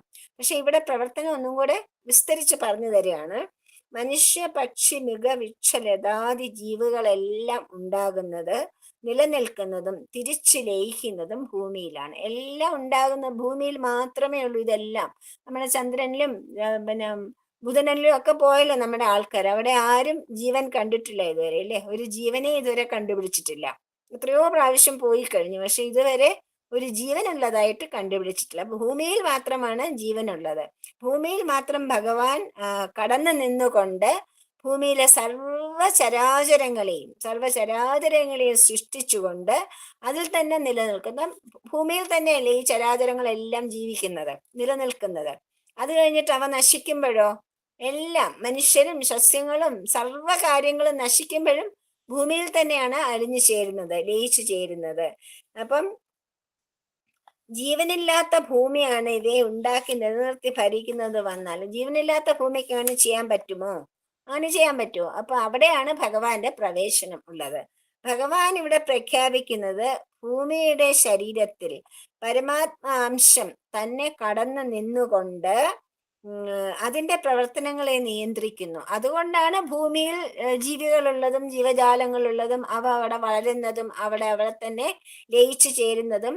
ഭൂമിക്ക് മാത്രം, ഭൂമി വെറും ഒരു മൺകട്ടയല്ലേ, വെറും ഒരു ഗ്രഹമാണ്. അതിന് ചൈതന്യം നൽകിയത് ഭഗവാനാണ്. ആ ഭഗവാന്റെ പ്രസൻസ്, ആ ഭഗവാന്റെ പരമാത്മ ചൈതന്യം ഭൂമിയെ ചൈതന്യവത്താക്കിയത് കൊണ്ട് മാത്രമാണ് ഭൂമിക്ക് ഈ ജീവജാലങ്ങളെ പരിപാലിക്കുവാനും രക്ഷിക്കാനും. മറ്റുള്ള ഗ്രഹങ്ങളിൽ ചിലപ്പോൾ കാണില്ല, ഭഗവാൻ അവിടെ ചേർന്ന് നിൽക്കുന്നില്ല, അതുകൊണ്ടാണ് അവിടെ ജീവജാലങ്ങളൊന്നും ഇല്ലാത്തത്. മനസ്സിലായില്ലേ? ഭൂമിയിൽ മാത്രം സൃഷ്ടി ഭഗവാൻ ചെയ്തത് എല്ലാ ജീവജാലങ്ങൾക്കും ഭഗവതംശമായ ജീവശക്തി വഴി ഭൂമി വഴി പകർന്നു കിട്ടുന്നു. അത് വളർത്തുന്നതും ഭക്ഷണം കൊടുത്ത്, ഭക്ഷണം ഭൂമിയിലല്ലേ ഉണ്ടാവും. നമുക്ക് ആവശ്യമായ സർവ്വ ഭക്ഷണവും ഉണ്ടാകുന്ന എവിടെയാണ്? ഭൂമിയിലാണ്. എല്ലാ ജീവജാലങ്ങൾക്കും ആവശ്യമുള്ള ഭക്ഷണം ഭൂമിയിൽ ഉണ്ടാകുന്നു. മനുഷ്യനെയും പക്ഷി മൃഗാദികളെയും ഭക്ഷണം കൊടുത്ത് വളർത്തുന്നതും ഭൂമിയാണ്. അതുകൊണ്ട് തന്നെ പിന്നെ ഇവയുടെയൊക്കെ പോഷണ കാര്യത്തിൽ ചന്ദ്രനും ഒരു പങ്കുണ്ട്, കാര്യമായ പങ്കുണ്ട്. പ്രവർത്തന രഹസ്യം എന്തു തന്നെയായാലും ചന്ദ്ര ശരീരത്തിൽ നിന്നും ഭൂമിയിൽ എത്തിച്ചേരുന്നതായി കാണുന്ന ശീതള കിരണങ്ങൾ സസ്യവർഗത്തെ പോഷിപ്പിച്ചു പോരുന്നു എന്നത് തീർച്ചയാണ്. അതെന്ന് വെച്ചാൽ പ്രത്യേകം നമ്മൾ പറഞ്ഞിട്ടുണ്ട്, ചന്ദ്രൻ ഉള്ളത് കൊണ്ട് മാത്രമാണ് ഔഷധ സസ്യങ്ങൾ ഉണ്ടാവുന്നത്. എല്ലാ ഔഷധങ്ങളും ഉണ്ടാവുന്നത് ചന്ദ്രന്റെ പ്രസൻസ് കൊണ്ടാണ്. അപ്പൊ ചന്ദ്ര ശരീരം വഴി ഇക്കാര്യം നിർവഹിക്കുന്നത് ആരാണ്? ഭൂമി വഴി ഇക്കാര്യം നിർവഹിക്കുന്നത് പരമാത്മാവ്, ചന്ദ്രൻ വഴി ഇക്കാര്യം നിർവഹിക്കുന്ന ഭഗവാൻ, നമ്മൾ വഴി ഇക്കാര്യം നിർവഹിക്കുന്നതും ഭഗവാൻ. ഭഗവാൻ തന്നെ നമ്മുടെ ഓരോരുത്തരുടെ ഉള്ളിലും ജീവചൈതന്യമായിട്ട് നിലനിൽക്കുകയാണ്, ജീവാത്മാവായിട്ട്. അങ്ങനെ ഭഗവാൻ തന്നെയാണ് സർവത്തിനും ആധാരം എന്ന് നമുക്ക് മനസ്സിലാകുന്നു. എന്തിനാണ് അപ്പൊ എങ്ങനെയാണ് ഞാൻ അങ്ങനെ നിലകൊള്ളുന്നത്? വളരെ വളരെ പ്രസിദ്ധമായ, നമുക്ക് എല്ലാവർക്കും അറിയുന്ന ആ പദ്യത്തിലൂടെ, മനോഹരമായ ആ പദത്തിലൂടെ ഭഗവാൻ അത് പറയും. എല്ലാ സൂക്ഷ്മ പ്രവർത്തനങ്ങളും ഞാൻ എങ്ങനെയാണ് നിയന്ത്രിക്കുന്നത്, എങ്ങനെയാണ് എൻ്റെ ജീവന്റെ സാന്നിധ്യം, പരമാത്മാവിന്റെ സാന്നിധ്യം എങ്ങനെയാണ് ഉള്ളത് എന്ന് കാണിച്ചു തരാം. എല്ലാ പ്രപഞ്ച ഘടകങ്ങളിലും എങ്ങനെയാണ് ഉള്ളത് എന്ന് കാണിച്ചു തരാണ്. അഹം വൈശ്വാനരോ ഭൂത്വാ പ്രാണിനാം ദേഹമാശ്രിതഃ പ്രാണാപാനസമായുക്തഃ ഭജാമ്യന്നം ചതുർവിധം. അഹം വൈശ്വാനരോ ഭൂത്വ, ഞാൻ പരമാത്മാവായ ഞാൻ അംശം കൊണ്ട് പ്രാണീനാം ദേഹമാശ്രിതഃ, എല്ലാ ജന്തുക്കളുടെ ദേഹത്തിലും ജീവരൂപേണ കടന്നു നിൽക്കുന്നു. ജീവനായിട്ട്, ജീവാത്മാവ് ഭഗവാൻ നമ്മുടെ ഉള്ളിലില്ലെങ്കിൽ, ചൈതന്യം പോയാൽ നമ്മൾ ജഡമായി തീരും. നമുക്ക് പിന്നെ യാതൊന്നുമില്ല, ഇന്ദ്രിയങ്ങളില്ല, മനസ്സില്ല, ഒന്നുമില്ല. അപ്പോ ഞാൻ ജന്തുക്കളുടെ ദേഹത്തിൽ ജീവരൂപേണ കടന്നു നിന്ന് വൈശ്വാനരോ ഭൂത്വ, വൈശ്വാനർ എന്ന് വെച്ചാൽ അഗ്നി, ജഠരാഗ്നി എന്ന് പറയും. നമ്മുടെ എല്ലാവരുടെയും ശരീരത്തിനുള്ളില് ജഠരാഗ്നി ഉണ്ട്. ജഠരാഗ്നി ഉള്ളത് കൊണ്ട്, ജഠരാഗ്നി വെച്ചാൽ നമ്മുടെ ഉദരത്തിൽ, നമ്മളിപ്പോ നമുക്ക് നല്ല വിശക്കുമ്പോഴേ നമ്മൾ എന്താ പറയാ, ആ വയറ് കത്തി വയ്യ, വല്ലതും തരുമോ എന്ന് ചോദിക്കാറില്ലേ? എന്താണ് വയറ് കത്താനുള്ള കാര്യം? അവിടെ തീരിപ്പുണ്ടോ? അവിടെ തീയൊന്നും ഇല്ലല്ലോ. എന്നിട്ട് എന്താ വയറ് കത്തുന്നത്? കാരണം നമ്മുടെ ഉള്ളിലിരിക്കുന്ന ജഠരാഗ്നി, ആ അഗ്നിയാണ് അവിടെ ഇരുന്ന് കത്തുന്നത്. അതാണ് നമുക്ക് ഭക്ഷണം ആവശ്യപ്പെടുന്നത്. മനസ്സിലായില്ലേ? ആ ഭക്ഷണത്തിനെ ദഹിപ്പിക്കുന്നത് ആരാണ്? ഈ വൈശ്വാനരൻ തന്നെയാണ്. ദഹിപ്പിക്കുക എന്നുള്ള പ്രക്രിയ ആരുടെ പ്രക്രിയയാണ്? ആര് ചെയ്യുന്ന കർമ്മമാണ് ദഹനം? ദഹനം എന്ന് പറയുന്നത് അഗ്നിയുടെ സംഭവമാണ്. ഭഗവാൻ അഗ്നിയായിട്ട് ജഠരത്തിൽ, ജഠരം എന്ന് വെച്ചാൽ ഉദരം, ഉദരത്തിൽ ആമാശയത്തിൽ അഗ്നിയായി നിന്നുകൊണ്ട് ഭഗവാൻ നമ്മൾ കഴിക്കുന്ന എല്ലാ ഭക്ഷണങ്ങളും, 4 തരം ഭക്ഷണങ്ങളാണുള്ളത്. അതെല്ലാം തന്നെ ഭഗവാൻ പ്രാണൻ, അപാനൻ, 5 വായുക്കൾ, പ്രാണവായുക്കളാണ് നമ്മുടെ ഉള്ളിലുള്ളത്. അല്ലെ, 2 പ്രാണനും അപാനനും. പ്രാണനും അപാനനും എന്നീ വായുക്കളുടെ കൂടെ ചേർന്ന് ഞാൻ ചതുർവിധം അന്നം, പജാമ്യന്നം ചതുർവിധം, 4 വിധത്തിലുള്ള അന്നങ്ങൾ.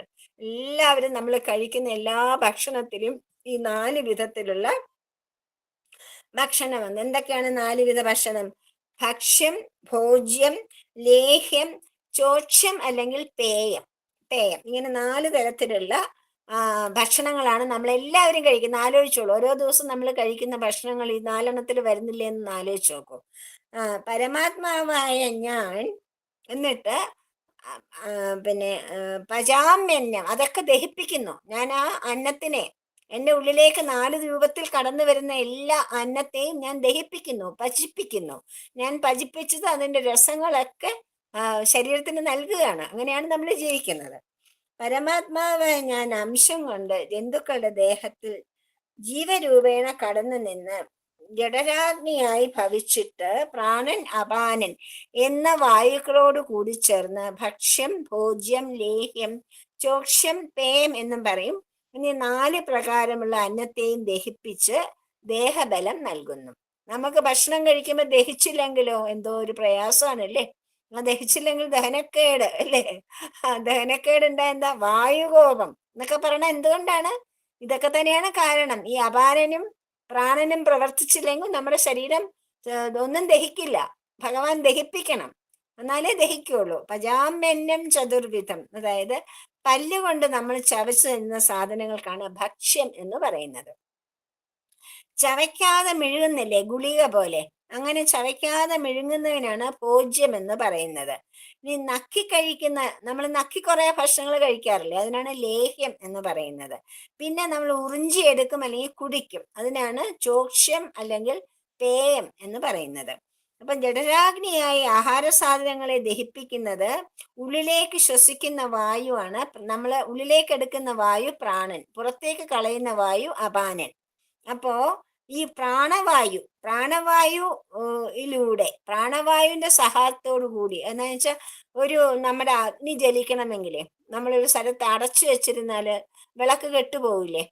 വിളക്ക് കെട്ടുപോകില്ലേ? വിളക്കിന് വായു വേണം അല്ലേ? പ്രാണൻ വേണം, ഓക്സിജൻ വേണം. ഓക്സിജൻ ഇല്ലെങ്കിൽ വിളക്ക് കത്തില്ല. അപ്പോൾ ഭഗവാൻ പറയണ ഈ പ്രാണൻ നമ്മുടെ ഉള്ളിൽ, പ്രാണന്റെ സഹായത്തോടു കൂടിയാണ് ദഹിപ്പിക്കുന്നത്. അഗ്നി വേണം ദഹിപ്പിക്കാൻ. ഈ പ്രാണൻ ഉണ്ടോ, ആ കാറ്റടിച്ചാലേ അഗ്നി ജ്വലിക്കുള്ളൂ. പ്രാണൻ, ഓക്സിജൻ ഉണ്ടെങ്കിൽ മാത്രമേ അഗ്നി ജ്വലിക്കുകയുള്ളൂ. ജഠരാഗ്നി ജ്വലിക്കണമെങ്കിൽ പ്രാണൻ വേണം. പ്രാണന്റെ സഹായത്തോടുകൂടി ഭഗവാൻ എല്ലാം ദഹിപ്പിച്ചു. എന്നിട്ട് എന്താക്കുന്നു?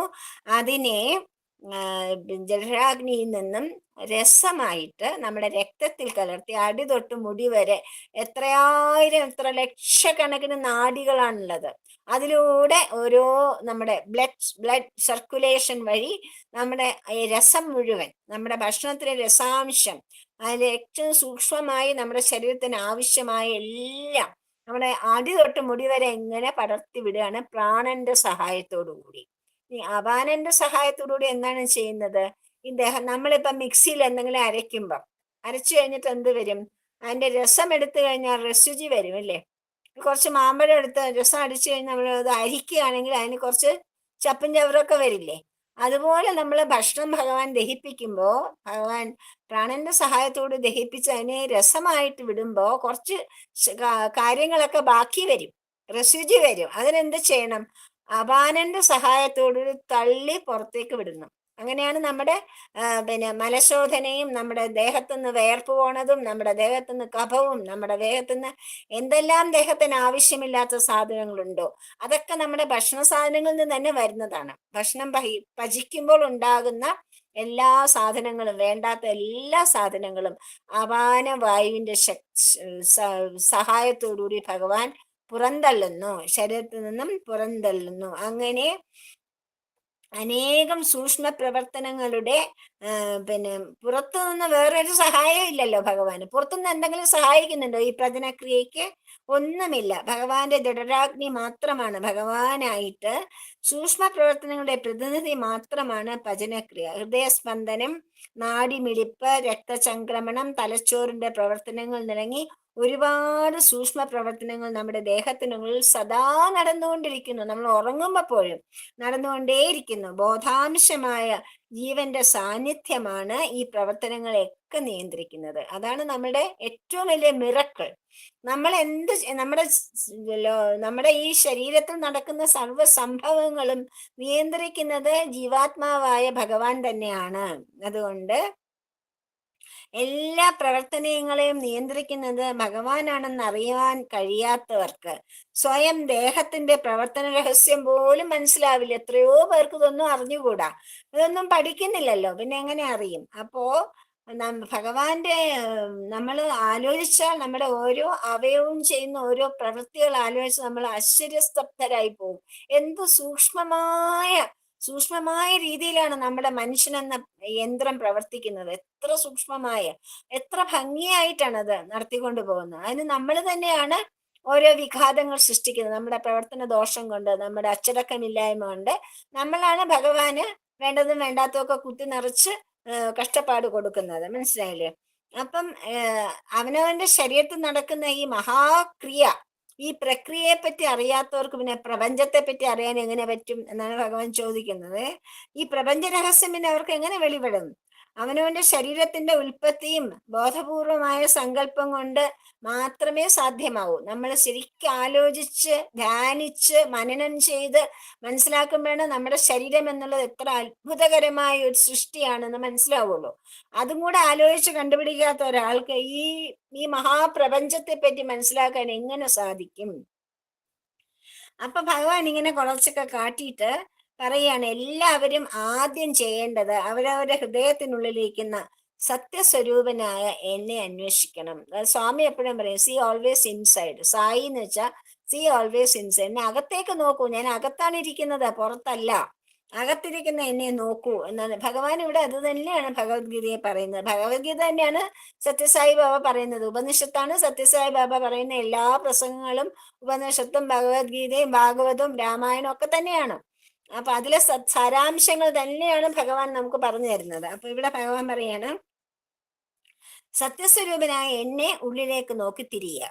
അല്ല, സർവസ്യ ചാഹം ഹൃദി സന്നിവിഷ്ട മത്തസ്മൃതിർജ്ഞാനം അപോഹനം ച വേശ്യൈ സർവൈരഹമേവ വേദ്യ വേദാന്തഗദ്വേദവിദേവ ചാഹം സർവസ്യ ചാഹം ഹി സംനിവിഷ്ടഃ മത്തസ്മൃതിർജ്ഞാനമപോഹനം ച വേശ്യൈ സർവൈരഹമേവ വേദ്യഃ വേദാന്തഗദ്വേദവിദോ ചാഹം.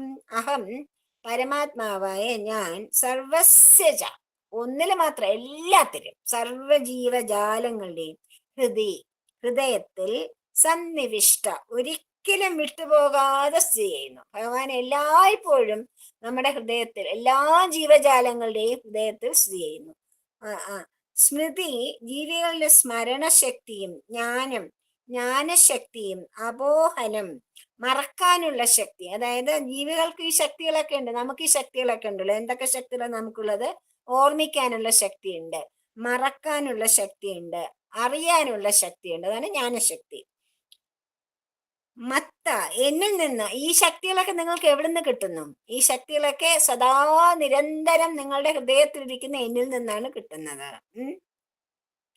സർവേ വേദൈച എല്ലാ വേദങ്ങൾ കൂടിയും വേദ്യ അറിയപ്പെടേണ്ട വസ്തു അഹം ഏവ ഞാൻ തന്നെയാണ്. നിങ്ങൾ ഏത് വേദം പഠിച്ചാലും എത്ര വേദങ്ങളുണ്ട്, എല്ലാ 4 വേദങ്ങളിലൂടെ പഠിച്ച് മനസ്സിലാക്കേണ്ടത് ആരെ പറ്റിയാണ്? എന്നെ പറ്റി തന്നെയാണ്, വേറെ ഒന്നുമല്ല.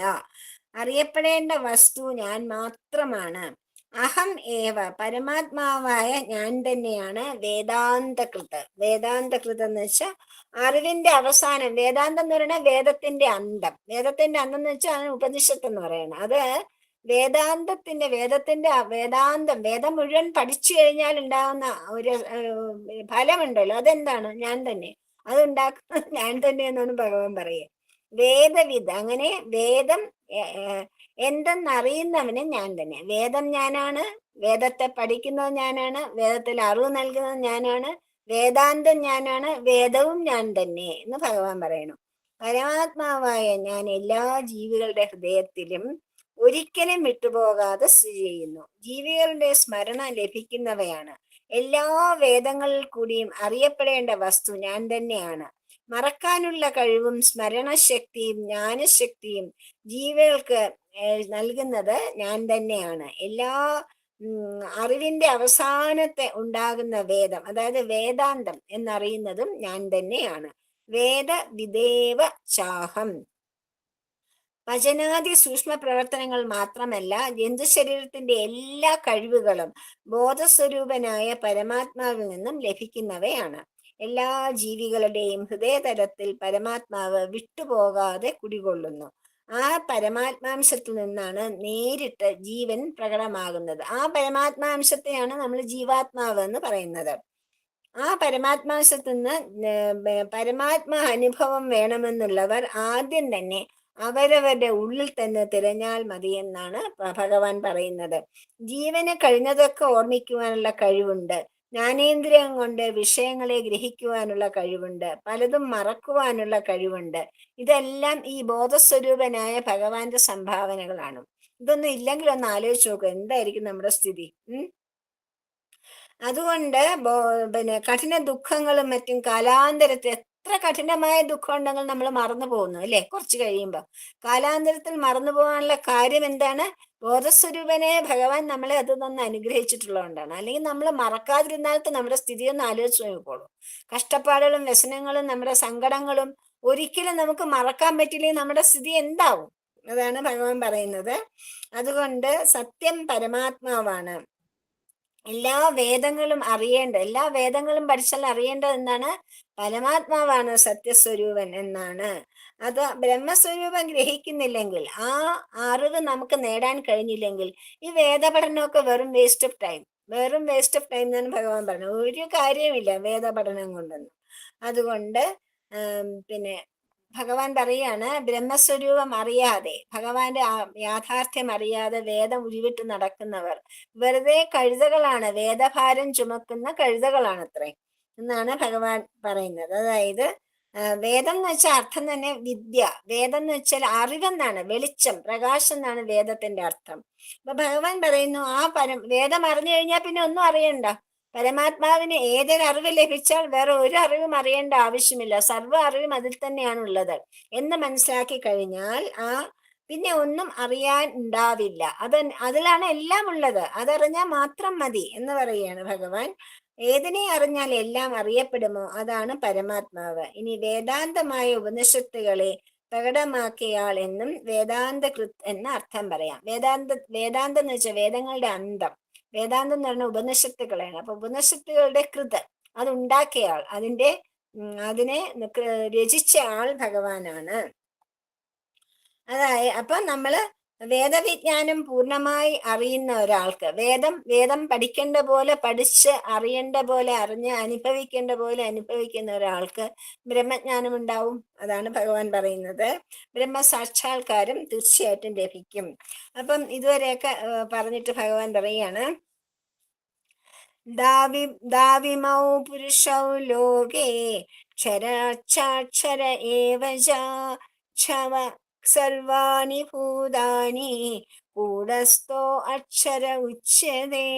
ഈ ലോകത്തില് ദ്വാവിമൗ പുരുഷൗ ലോകേ, രണ്ടു തരത്തിലുള്ള പുരുഷന്മാരെ പറ്റി ഇവിടെ ഭഗവാൻ പറയാനാണ് പോകുന്നത്. ദ്വാവിധൗ ലോകയെ, പ്രപഞ്ചത്തിൽ, ക്ഷര അതായിട്ട് ഉണ്ടായിട്ട് ഇല്ലാതെ ആകുന്നതാണ് ക്ഷര. അക്ഷര ഒരിക്കലും ഇല്ലാതെ ആകുന്നതാണ് അക്ഷര. ഉണ്ടാകുന്നുമില്ല, ഇല്ലാതെ ആകുന്നുമില്ല. ക്ഷര എന്ന് വെച്ചാൽ ഉണ്ടാകുകയും ഇല്ലാതെ ആവുകയും ചെയ്യും. ഈ ഇമൗ ദൗ പുരുഷ, ഈ രണ്ടു തരത്തിലുള്ള പുരുഷന്മാരാണ് ഉള്ളത്. അതായത് ക്ഷരപുരുഷനും അക്ഷര പുരുഷനും. ഈ സർവഭൂവാനി എല്ലാ ജീവന്മാരുമാണ് ക്ഷരപുരുഷൻ. സർവാണി ഭൂതാനി കൂടസ്ഥ ജീവപ്രതിബന്ധത്തെ ഉളവാക്കുന്ന ദേഹത്തില്. കൂടസ്ഥ എന്ന് വെച്ചാൽ എന്താ പറയുക, കുടം എന്ന് വെച്ചാൽ അറിയാലോ, ഘടം.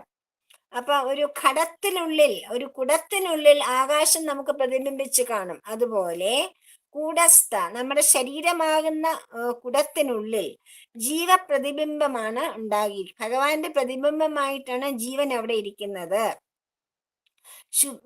ശുദ്ധ ബ്രഹ്മാംശമാണ് ആ ജീവൻ. ആരാണ്? ഭഗവാന്റെ തന്നെ ശുദ്ധമായ ഭഗവാൻ, പരമാത്മാവിന്റെ അംശം തന്നെയാണ് ഈ ജീവാത്മാവ്. അക്ഷര ഉച്യതേ, അതുപോലെ ശുദ്ധാത്മാവായ ഭഗവാനാണ് അക്ഷര ഉച്യതേ, അക്ഷര പുരുഷൻ എന്ന് പറയുന്നത്. പ്രപഞ്ചത്തിൽ ഉണ്ടായിട്ട് ഇല്ലാതെ ആകുന്നതും ഒരിക്കലും ഇല്ലാതെ ആകാത്തവനും എന്നിങ്ങനെ രണ്ടു തരം, അതായത് അനിത്യനും നിത്യനും. നിത്യാനിത്യ വിവേകം വിചാരം എന്ന് പറയലേ. അപ്പൊ ഭഗവാൻ എന്നും നിത്യനാണ്. ആ പുരുഷൻ, അതിനാണ് അക്ഷര പുരുഷൻ എന്ന് പറയുന്നത്. ഒരിക്കലും മാറില്ല, എപ്പോഴും ശാശ്വതമായിട്ടുണ്ടാവും. അതാണ് അക്ഷര പുരുഷൻ. മറ്റേ ക്ഷരപുരുഷനോ വരികയും പോവുകയും ചെയ്യും, അപ്രത്യക്ഷമാകും. എല്ലാ ജീവന്മാരും, അതുകൊണ്ട് ജീവന്മാരൊക്കെ ക്ഷരപുരുഷന്മാരാണ്. നമ്മൾ ജനിക്കുകയും ചെയ്യും, മരിക്കുകയും ചെയ്യും. ജീവപ്രതിബിംബം ഉളവാക്കിക്കൊണ്ട് ദേഹത്തിലൊതുങ്ങുന്ന ശുദ്ധ ബ്രഹ്മാംശമാണ് അക്ഷരപുരുഷൻ എന്ന് പറയാം. അതായത് ഈ അക്ഷരപുരുഷൻ നമ്മുടെ ഉള്ളിൽ പ്രതിബിംബമായിട്ട് വരുമ്പോഴാണ് ഈ ക്ഷരപുരുഷൻ ഉണ്ടാകുന്നത്. ക്ഷരപുരുഷൻ ഉണ്ടാകുകയും മറയുകയും ചെയ്യും. ആ സമയത്തും നമ്മുടെ ദേഹം പോയാലും നമ്മുടെ ആത്മാവ്, നമ്മുടെ പരമാത്മാവ് അവിടെ നിലനിൽക്കുന്നു, അല്ലേ? അതാണ് ക്ഷരപുരുഷനും അക്ഷരപുരുഷനും എന്നുള്ള വ്യത്യാസം. ഇല്ലാതെ ആകുന്ന പുരുഷനാണ് ക്ഷരപുരുഷൻ, ഇല്ലാതാകാത്ത പുരുഷനെയാണ് അക്ഷരപുരുഷൻ എന്ന് പറയുന്നത്. ബ്രഹ്മത്തെ തന്നെയാണ് പുരുഷൻ. പ്രപഞ്ചത്തിൽ ബ്രഹ്മം ക്ഷരപുരുഷനെന്നും അക്ഷരപുരുഷനെന്നും രണ്ടായി വേർതിരിയുന്നു. ജീവനാണ് ക്ഷരപുരുഷൻ. ബുദ്ധിയിൽ പ്രതിബിംബിക്കുന്ന ബ്രഹ്മാംശമാണ് ജീവൻ. ബുദ്ധി ഇല്ലാതെയാൽ ഈ ജീവനും ഇല്ലാതെയാകും. ബുദ്ധി ഇല്ലാതെയാവുന്ന വെച്ചാൽ മന്ദബുദ്ധി ആവുന്നുള്ള അർത്ഥമല്ല കേട്ടോ. ഇവിടെ ബുദ്ധി എന്ന് പറഞ്ഞാൽ ബോധത്തിനെയാണ്, ബോധം. ആ ബോധം നമുക്ക് നഷ്ടപ്പെടുമ്പോൾ നമ്മൾ ഇല്ലാതെയാവുന്നു. അപ്പോ ജീവൻ ഇല്ലാതെയാകുമെന്ന് പറഞ്ഞാൽ പ്രതിബിംബത്വം അഥവാ ജീവത്വം മാറി ബിംബവുമായി ഏകീഭവിക്കുന്നു. അതായത് ജീവത്വം ഇല്ലാതെയാകുന്നു എന്ന് വെച്ചാൽ എന്താണ് അർത്ഥം? നമ്മൾ നശിക്കുകയല്ല, നമ്മള് ഏത് ബിംബത്തിൽ നിന്ന് വന്നോ ആ ബിംബത്തിലേക്ക് ലയിച്ചു ചേരുകയാണ് ചെയ്യുന്നത്. പ്രതിബിംബം ഇല്ലാതെയായിട്ട് ബിംബത്തിലാകുന്നു. ഇപ്പൊ നമ്മളൊരു കണ്ണാടിയുടെ മുമ്പിൽ നിൽക്കുന്നു, നമ്മുടെ പ്രതിബിംബം കണ്ണാടിയിൽ പതിയുന്നു. ശരി, നമ്മൾ കണ്ണാടിയുടെ മുമ്പിൽ നിന്ന് മാറുമ്പം നമ്മൾ അവിടെ തന്നെ ഉണ്ടല്ലോ, പക്ഷെ കണ്ണാടിയിലെ പ്രതിബിംബം ഉണ്ടോ? കണ്ണാടിയിലെ പ്രതിബിംബം എവിടെ പോയി? നമ്മളിലേക്ക് തന്നെ വന്നു, ഇല്ലേ? നമ്മളായി തന്നെ മാറി നിൽക്കുന്നു. അതുപോലെയാണ് പ്രതിബിംബം ഇല്ലാതെയാകുന്നു ഉള്ളത് കൊണ്ടാണ് ജീവനെ, പ്രതിബിംബം മാറിപ്പോവും, അതുകൊണ്ടാണ് ക്ഷരപുരുഷൻ എന്ന് പറയുന്നത്. ജീവത്വം പോകാതെ ബ്രഹ്മത്വം കിട്ടുന്നതല്ല. ജീവനെ ക്ഷരപുരുഷൻ എന്ന് വിളിക്കുമ്പോൾ ജീവശരീരമായിട്ട് ജഗത്തും അതിൽ ഉൾപ്പെടും. ഈ ജഗത്തും ക്ഷരപുരുഷന്റെ കൂട്ടത്തിൽ പെടും. കാരണം ജഗത്തും വന്നും പോയും ഇരിക്കുന്നതാണ്, ഒരിക്കലും ശാശ്വതമല്ല, അല്ലേ? അതുകൊണ്ട് എല്ലാ ഭൂതങ്ങളുമാണ് ക്ഷരപുരുഷൻ. പഞ്ചഭൂതങ്ങളും പഞ്ചഭൂതങ്ങളെ നിർമ്മിച്ചതായ പ്രപഞ്ചം മുഴുവനും ക്ഷരപുരുഷൻ എന്നതിൽ ഉൾപ്പെടും. ജഗത്ത് ഈശ്വര ശരീരമല്ലേ എന്ന് ചോദിച്ചാൽ വേദശാസ്ത്രാർത്ഥ പ്രകാരം മായയുടെ പ്രതിബിംബമായ വലിയ ജീവനാണ് ഈശ്വരൻ. മായ മറ പോയാൽ പ്രതിബിംബ രൂപനായ ഈശ്വരൻ ഇല്ലാതെയാകും. ക്ഷരപുരുഷൻ വ്യക്തിദേഹങ്ങളിൽ ജീവൻ എന്നറിയപ്പെടുന്നു. ജഗത്തിലാകെ കൂടെ ഈശ്വരനെന്നും പ്രതിബിംബത്തിനാശ്രമായ ദേഹത്തിന്റെ ഉച്ചനീത സ്ഥിതികൾക്കനുസരിച്ച് ക്ഷരപുരുഷനായ ജീവനും ഭേദങ്ങൾ സംഭവിക്കാം. ജഗത്തിന്റെ അഥവാ ശരീരത്തിന്റെ അനുഭവം ജീവന് മാത്രമാണ് ഉള്ളത്. ജീവിതം പോയാൽ ജഗത്തിന്റെ അനുഭവം ഇല്ലാതെയാകും. ജീവിച്ചിരിക്കുമ്പോൾ മാത്രമേ നമുക്ക് ജഗത്ത് എന്നുള്ള അനുഭവം ഉള്ളൂ. നമ്മൾ മരിച്ചു കഴിഞ്ഞാൽ നമുക്ക് ആ അനുഭവം ഇല്ല, അല്ലേ? അപ്പൊ ജീവത്വം പോയാൽ അനുഭവം ഇല്ലാതെയാകുന്നു. ജീവനാണ് ജഗത്തിനെ നിലനിർത്തുന്നതെന്ന് ഭഗവാൻ പറഞ്ഞത് അതുകൊണ്ടാണ്. ജീവനാണ് ജലത്തിനെ നിലനിർത്തുന്നത്. ജീവത്വം പോയാൽ നമുക്ക് ഒന്നും മനസ്സിലാവും, ഒന്നും ഇല്ലല്ലോ. പിന്നെ നമ്മളെ സംബന്ധിച്ചിടത്തോളം ജഗത്തില്ല. അതുകൊണ്ടാണ് ജീവനാണ് ജഗത്തിനെ നിലനിർത്തുന്നത്. അപ്പൊ ജീവന്റെ സങ്കല്പം കൊണ്ടാണ് ജഗത്ത് ഉണ്ടാവുന്നത്. മനസ്സിലായില്ലേ? അപ്പൊ അങ്ങനെ ഭഗവാൻ ക്ഷരപുരുഷനെ ബിംബമായി നിന്നുകൊണ്ട് ശരീരാന്തർഭാഗത്തെ ഒതുക്കാൻ ഇടവരുന്ന പരമാംശമാണ് കൂടസ്ഥൻ അല്ലെങ്കിൽ അക്ഷരപുരുഷൻ. ഭഗവാന്റെ വേറൊരു പേരാണ് കൂടസ്ഥൻ. നമ്മൾ കേട്ടിട്ടുള്ള ഒരു പേരാണ്. സർവവ്യാധിയായ ശുദ്ധബോധത്തിന്റെ ഒരു ഭാഗം ശരീരത്തിൽ ഒതുങ്ങിയതുപോലെ ആണ് കുടത്തിനുള്ള. അതിനെന്താണ് ഉദാഹരണം കൂടസ്ഥൻ എന്ന് പറയാൻ കാര്യം? ഒരു കുടത്തിൽ ആകാശം, പിന്നെ ആകാശത്തിന്റെ പ്രതിബിംബം നമ്മൾ കണ്ടിട്ടില്ലേ? കുടത്തിലെ വെള്ളത്തിൽ ആകാശത്തിന്റെ പ്രതിബിംബം, അതാണ് കൂടസ്ഥൻ. അങ്ങനെ ഉണ്ടാകുന്നു. പക്ഷെ ആ പ്രതിബിംബം ആകാശത്തിന് വല്ലതും സംഭവിക്കുന്നുണ്ടോ? ആകാശത്തിന് എന്തെങ്കിലും ഒരു പോരായ്മ അവിടെ ഉണ്ടാകുന്നുണ്ടോ? ഇല്ല.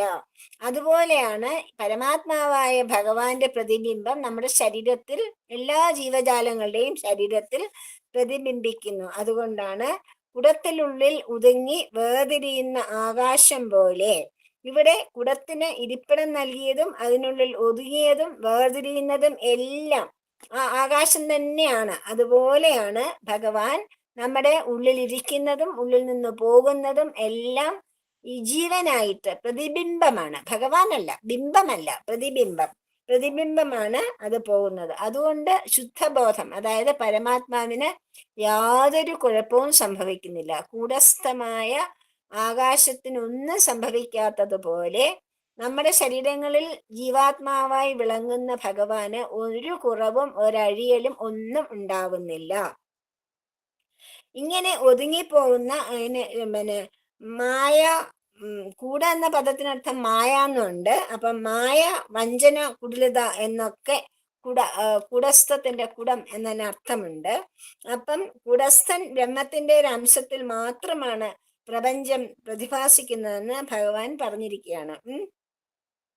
ഉത്തമ പുരുഷസ്തന്യഃ പരമാത്മേത്യുദാഹൃതഃ യോ ലോകത്രയമാവിശ്യ ബിഭർത്തവ്യയ ഈശ്വര. യാ, ഏതൊരു പുരുഷനാണോ ഈശ്വര രൂപനായി ആവശ്യം വെച്ചാൽ അകത്തും പുറത്തും വ്യാപിച്ചു നിന്നുകൊണ്ട് ലോകത്രയം, 3 ലോകത്തെയും ബിഭർത്തി, തരിച്ച് വിളങ്ങുന്നത് അവ്യയ ഉത്തമ പുരുഷ, ഒരിക്കലും അവ്യയാന്ന് വെച്ചാൽ ഒരിക്കലും കേടുവരാത്ത, അഴിവുണ്ടാവാത്ത, കേട് സംഭവിക്കാത്ത ഉത്തമ പുരുഷൻ അന്യ ക്ഷരാക്ഷര പുരുഷന്മാരിൽ നിന്നും ഭിന്നനാണ്. ഇനി ഭഗവാൻ വേറൊരു പുരുഷനെ പറ്റി പറഞ്ഞുകൊണ്ട് വരും. ഇന്ന് ക്ലാസ് ഞാൻ ഒരു 10 മിനിറ്റ് കൂടുതൽ എടുക്കും, കാരണം 2 ശ്ലോകം കൂടെ ഈ അധ്യായത്തിൽ ബാക്കിയുള്ളൂ. അപ്പൊ അത് നമുക്ക് തീർക്കാം. അതുകൊണ്ട് ഇന്നലെ ക്ലാസ് എടുത്തതും ഇല്ലല്ലോ, അപ്പൊ അത് തീരും. ഭഗവാൻ ഇവിടെ മൂന്നാമതൊരു പുരുഷനെ പറ്റി പറയുകയാണ്. അതാരാ അറിയോ? ഉത്തമ പുരുഷൻ. ക്ഷരപുരുഷനെ പറ്റി പറഞ്ഞു, അക്ഷര പുരുഷനെ പറ്റി പറഞ്ഞു. ഇനിയും ഒരിക്കലും കേട് സംഭവിക്കാത്ത ഉത്തമ പുരുഷൻ ക്ഷരാക്ഷര പുരുഷന്മാരിൽ നിന്നും ഭിന്നനാണ്. പരമാത്മാ ഇതി ഉദാഹൃതം. സത്യദർശികൾ ഉത്തമ പുരുഷനെയാണ് പരമാത്മാവെന്ന് വിളിക്കുന്നത്. ഏതൊരു പുരുഷനാണോ ഈശ്വരരൂപനായി അകവും പുറവും വ്യാപിച്ചു നിന്നുകൊണ്ട് 3 ലോകത്തെയും ധരിച്ചു വിളങ്ങുന്നത്, ഒരിക്കലും ഒരു കേടും സംഭവിക്കാത്ത ആ ഒരു ഉത്തമ പുരുഷൻ ക്ഷരാക്ഷര പുരുഷന്മാരിൽ നിന്നും ഭിന്നനാണ്. എങ്ങനെയാണ് ക്ഷരാക്ഷര പുരുഷന്മാരിൽ നിന്നും പിന്നെ ഉത്തമ പുരുഷൻ വിഭിന്നനാവുന്നതെന്ന് സ്വാമി പറയുകയാണ്. സത്യദർശികൾ ഉത്തമ പുരുഷനെ പരമാത്മാവെന്ന് വിളിക്കുന്നത്. ജ്ഞാനികൾ, സത്യദർശി എന്ന് ജ്ഞാനികൾ, ജ്ഞാനികൾ ഉത്തമ പുരുഷനെ പരമാത്മാവെന്ന് വിളിക്കുന്നു. ഉത്തമ പുരുഷസ്തന്യ, ക്ഷരപുരുഷനിലും അക്ഷരപുരുഷനിൽ നിന്ന് ഭിന്നമാണ് ഉത്തമ പുരുഷൻ. ക്ഷരപുരുഷൻ സംസാരബദ്ധനാണ്, അതുകൊണ്ടാണ് വന്നും പോയും ഇരിക്കുന്നത്. ദേഹവും ജഗത്തും ക്ഷരപുരുഷന്റെ അനുഭവങ്ങളാണ്. ദേഹത്തിൽ ഒതുങ്ങുന്നവനാണെങ്കിലും ദേഹത്തിൽ തന്നെയാണ് അക്ഷരപുരുഷൻ പ്രതിബിംബമായിട്ടുള്ളതെങ്കിലും ദേഹമോ ജഗത്തോ അനുഭവ വിഷയം ആകുന്നില്ല. അതായത് നമ്മുടെ ഉള്ളിൽ വിളങ്ങുന്ന ചൈതന്യം, നമ്മുടെ ഉള്ളിൽ നിൽക്കുന്ന ഭഗവാന് ജഗത്തുമില്ല, അങ്ങനെ ഒരു ദേഹം എന്നുള്ള വിചാരമില്ല. മാറി നിന്ന് സാക്ഷി, മനസ്സാക്ഷി എന്നൊക്കെ നമ്മൾ പറയല്ലോ, മനസ്സാക്ഷിയായിട്ട് നിന്നെല്ലാം വീക്ഷിക്കുകയുള്ളൂ. മനസ്സിലായില്ലേ? അദ്ദേഹത്തിന് ക്ഷരപുരുഷനുള്ള ആ ഒരു അനുഭവമില്ല, ജഗത്ത് ദേഹം എന്നുള്ള അനുഭവം ഇല്ല. യോഗിമാർ തുര്യാവസ്ഥയിൽ സാക്ഷാത്കരിക്കുന്ന ശുദ്ധബോധമാണ് അക്ഷരപുരുഷൻ. ദേഹത്തിൽ ഒതുങ്ങിയ പോലെ വേർതിരിയുന്നു എന്ന സ്ഥിതിവിഷയമാണ് അക്ഷരപുരുഷനെ ഉത്തമ പുരുഷനിൽ നിന്നും വേർതിരി. എന്താണ് അക്ഷരപുരുഷനും ഉത്തമ പുരുഷനുമുള്ള വ്യത്യാസം? വ്യത്യാസം എന്താണെന്ന് വെച്ചാല്, അക്ഷരപുരുഷൻ ദേഹത്തിൽ ഒതുങ്ങിയതുപോലെ ബിംബമായി ദേഹത്തിൽ കുടികൊള്ളുന്നത് പോലെ പെരുമാറുന്നു. ഉത്തമ പുരുഷൻ മാറി പരമാത്മാവാണ്. മനസ്സിലായില്ലേ? അപ്പോഴ് യാതൊരു വിധമായ അതിരുകളുമില്ലാതെ, തോന്നൽ പോലുമില്ലാതെ ജഗത്തിൽ അകവും പുറവും നിറഞ്ഞ് പ്രപഞ്ചാതീതവും തനതായി അനന്തമായി വർത്തിക്കുന്ന അഖണ്ഡ ബോധമാണ് ഉത്തമ പുരുഷൻ അഥവാ പരമാത്മാവ്. അക്ഷരപുരുഷനോ ദേഹത്തിൽ ഒതുങ്ങുന്നതായിട്ട് ഭാവിക്കുന്നു. അതുകൊണ്ടാണ് അക്ഷരപുരുഷൻ എന്ന് പറയുന്നത്. ദേഹത്തിന്റെ ബിംബമായിട്ട്, ദേഹം പ്രതിബിംബമാണെങ്കിൽ ബിംബമായി നിൽക്കുന്നത് അക്ഷരപുരുഷനാണ്. പക്ഷെ ഉത്തമ പുരുഷൻ അങ്ങനെയല്ല, എല്ലാ ദേഹങ്ങളുടെ അകത്തും ഉള്ളിലുമുള്ളത് ഒരേ ഭഗവാൻ തന്നെയാണ്. തുര്യാനുഭവം കഴിഞ്ഞുണ്ടാകുന്ന സർവം ബ്രഹ്മമയം എന്ന അനുഭവമാണ് പരമാത്മാനുഭവം. സർവത്ര സമദർശനമാണ് സത്യാനുഭവത്തിന്റെ പൂർണ്ണത. ദേഹവും ഇന്ദ്രിയങ്ങളും ഒക്കെ ഉണർന്നിരിക്കുമ്പോഴും പ്രപഞ്ചമില്ല, ബ്രഹ്മമേ ഉള്ളൂ എന്ന് ആർക്ക് അറിയുവാൻ കഴിയുന്നുവോ ആ സത്യദർശിയാണ് സ്വയം ബ്രഹ്മമായി തീർന്ന ഉത്തമ പുരുഷാനുഭവം നേടിയ ആൾ. അതായത് ഉണർന്നിരിക്കുമ്പോ തന്നെ, സമാധി അവസ്ഥയിലൊന്നും പോവണ്ട, ഉണർന്നിരിക്കുമ്പോ തന്നെ ഈ പ്രപഞ്ചമില്ല, ബ്രഹ്മം മാത്രമേ ഉള്ളൂ, സർവം ബ്രഹ്മമയം എന്ന് കാണുന്നത് ആരോ അദ്ദേഹമാണ് ഉത്തമ പുരുഷനെ അനുഭവിച്ച ആള്. മനസ്സിലായില്ലേ? അപ്പം തുര്യാനുഭവം ജാഗ്രത സ്വപ്ന സുഷുപ്തികളില്ല, സമാധിയില്ല. സർവദാ എപ്പോഴും സമാധി വേണ്ട, തുര്യാവസ്ഥ വേണ്ട, സ്വപ്നം വേണ്ട, ജാഗ്രത വേണ്ട, ഒന്നും വേണ്ട.